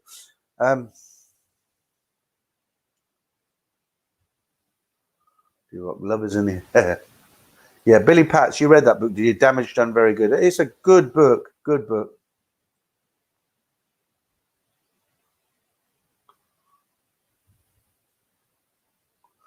Yeah. Okay, we're coming up for the 2 hours now. I'm just making sure I get everybody in. Every week I do this. I say I'm not staying on for 2 hours because I'm really, really tired. And then we'll get into these subjects. And oh, hang on. Oh, I can't show that, can I now?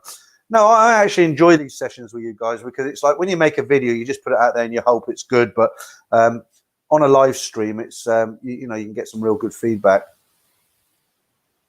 If you've come in late, I'm not going to go on really long about this. Just really quickly, I've got a video going up tomorrow. I filmed this old air base that's near me, and it's just an extra video. I'm not replacing anything or stopping anything on the channel. If you're not into history and you don't like stuff about like the Americans of the Second World War, flying, all that sort of thing, just don't watch it. That's going up tomorrow.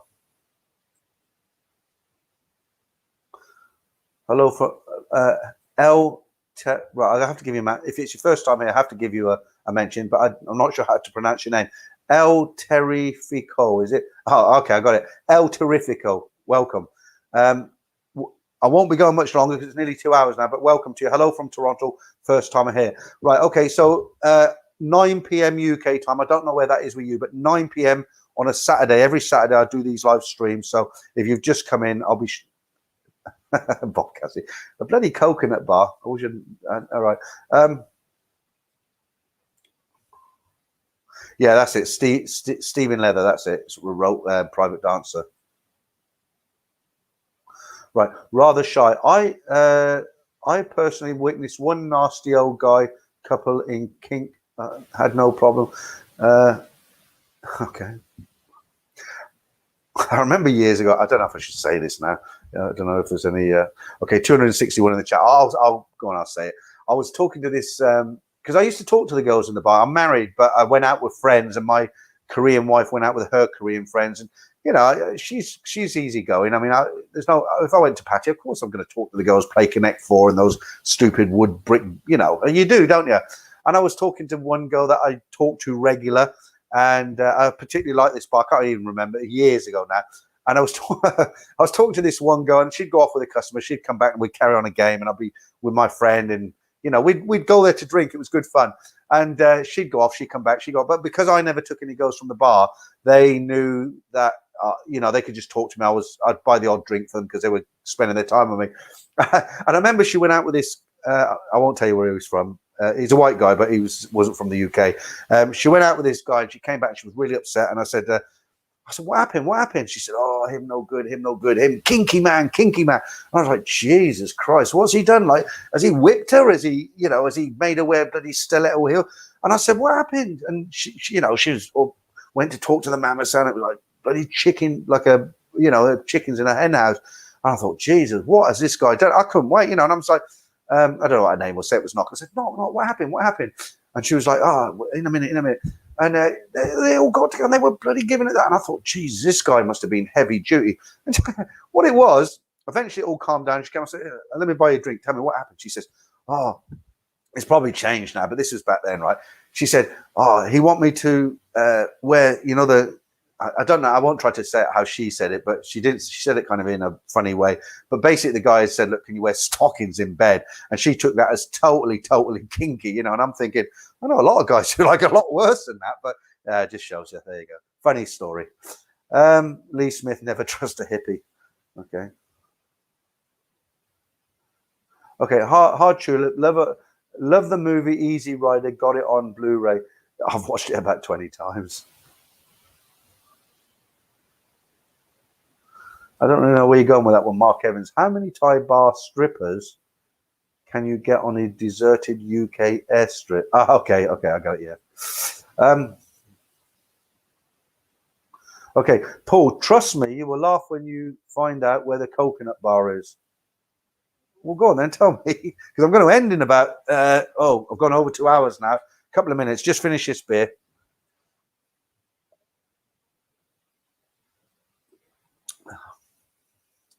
Damien, yeah, I know about that. I has he done it as like a proper book, like pages, or is it just like a Kindle book? Or somebody said to me, because I've done so many stories now. Somebody said, "Oh, you should put them into ebooks," and I'm not really clever enough to do that. But I've probably got 80 stories up there now. I remember one guy, well, more than one, but one guy wrote to me. Now, bearing in mind, I've got about 80 stories, and so that must be. And I've probably been sent 120 I didn't use. So you guys who sent the stories, you know they're genuine because you sent them to me and I read them out, and then you sent me an email saying, thanks, I enjoyed listening to the story. I had one guy write to me once. He said, I don't believe that. He said that either they all happened to you and you're telling the story. And I thought, you know, anyway. Right, Welsh Lloyd, very true. There's more to Thailand than just bar girls. There's a culture and the temples and being happy. But the thing is, Welsh Lloyd, a lot of people are happy when they've got a pat here and just mess about with the bar girl. Right. The coconut bar. All right. Okay. Someone else. The coconut bar is the beach. Okay. I've not heard about that before. That's weird. Right. Paul Greenwood. Cheers for that. Okay. Yeah. Okay. The coconut bar. Okay. Okay. The pennies finally dropped. Yeah. Everybody said joking. All right. Okay. Okay. I got it now. Okay. Thanks. Right, Stephen, I've booked to go to Phuket in September with the most recent outbreak. What do you think my chances of going? Forget it, Stephen. Even if they let you go, don't go. You'll have a miserable time. I mean, it's bad enough doing a flight, 12-hour flight. I don't know where you're from, but if you're from the UK, it's bad enough doing a 12-hour flight, but it's going to be miserable. They're desperate to get people back, but then they want to keep everything contained. I keep saying this. Me personally, I'll wait 2 years. I don't care. When I can just jump on a plane, go there, and there's no hassle, maybe just show a paper, that's fine, but I'm not going to mess about. I wouldn't bother. Steve, forget it, mate, honestly.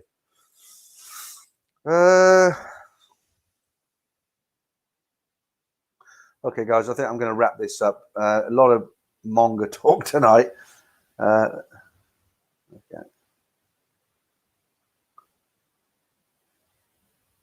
I just want to read the last few before I go. Some people falling out on here by the look. Okay, Damon, proper book. Okay. Let me know what you think about that video tomorrow, Damon. It won't be for everybody, but it's like amateur night, documentary night, you know, but hopefully you'll enjoy it. Bob Castillo died alcohol poisoning. Right. Okay. Welsh Lloyd, and £5,000 fine when you return to UK. Yeah. Okay, thanks for that. All right, guys. Still 240 in. I keep saying this. I'm not going to go for the 2 hours. It's now 2 hours 4 minutes. I hope you enjoyed it. I had a lot of fun. Look, a little bit of beers. I'll say cheers to you guys. You can drink what you're drinking, and I feel like I'm an Ed Sweeney now. I'm going to do a Roger and Dodger, but I don't think so. Right. Okay. Yeah, that's it. I'm going to say good night, guys. If you're in the UK, tomorrow the forecast is brilliant. It's going to be a lovely day. Make the most of it, because you know what it's like over here. Monday we'll probably have blizzards. So enjoy your Sunday. Have a great weekend. Thanks for joining me again. And that I'll be putting out that video tomorrow. Totally different. Don't slag me off if you don't like it. Just don't watch it. All right. Okay, guys. Thanks a lot, and I'll be with you again next Saturday. All right. Cheers.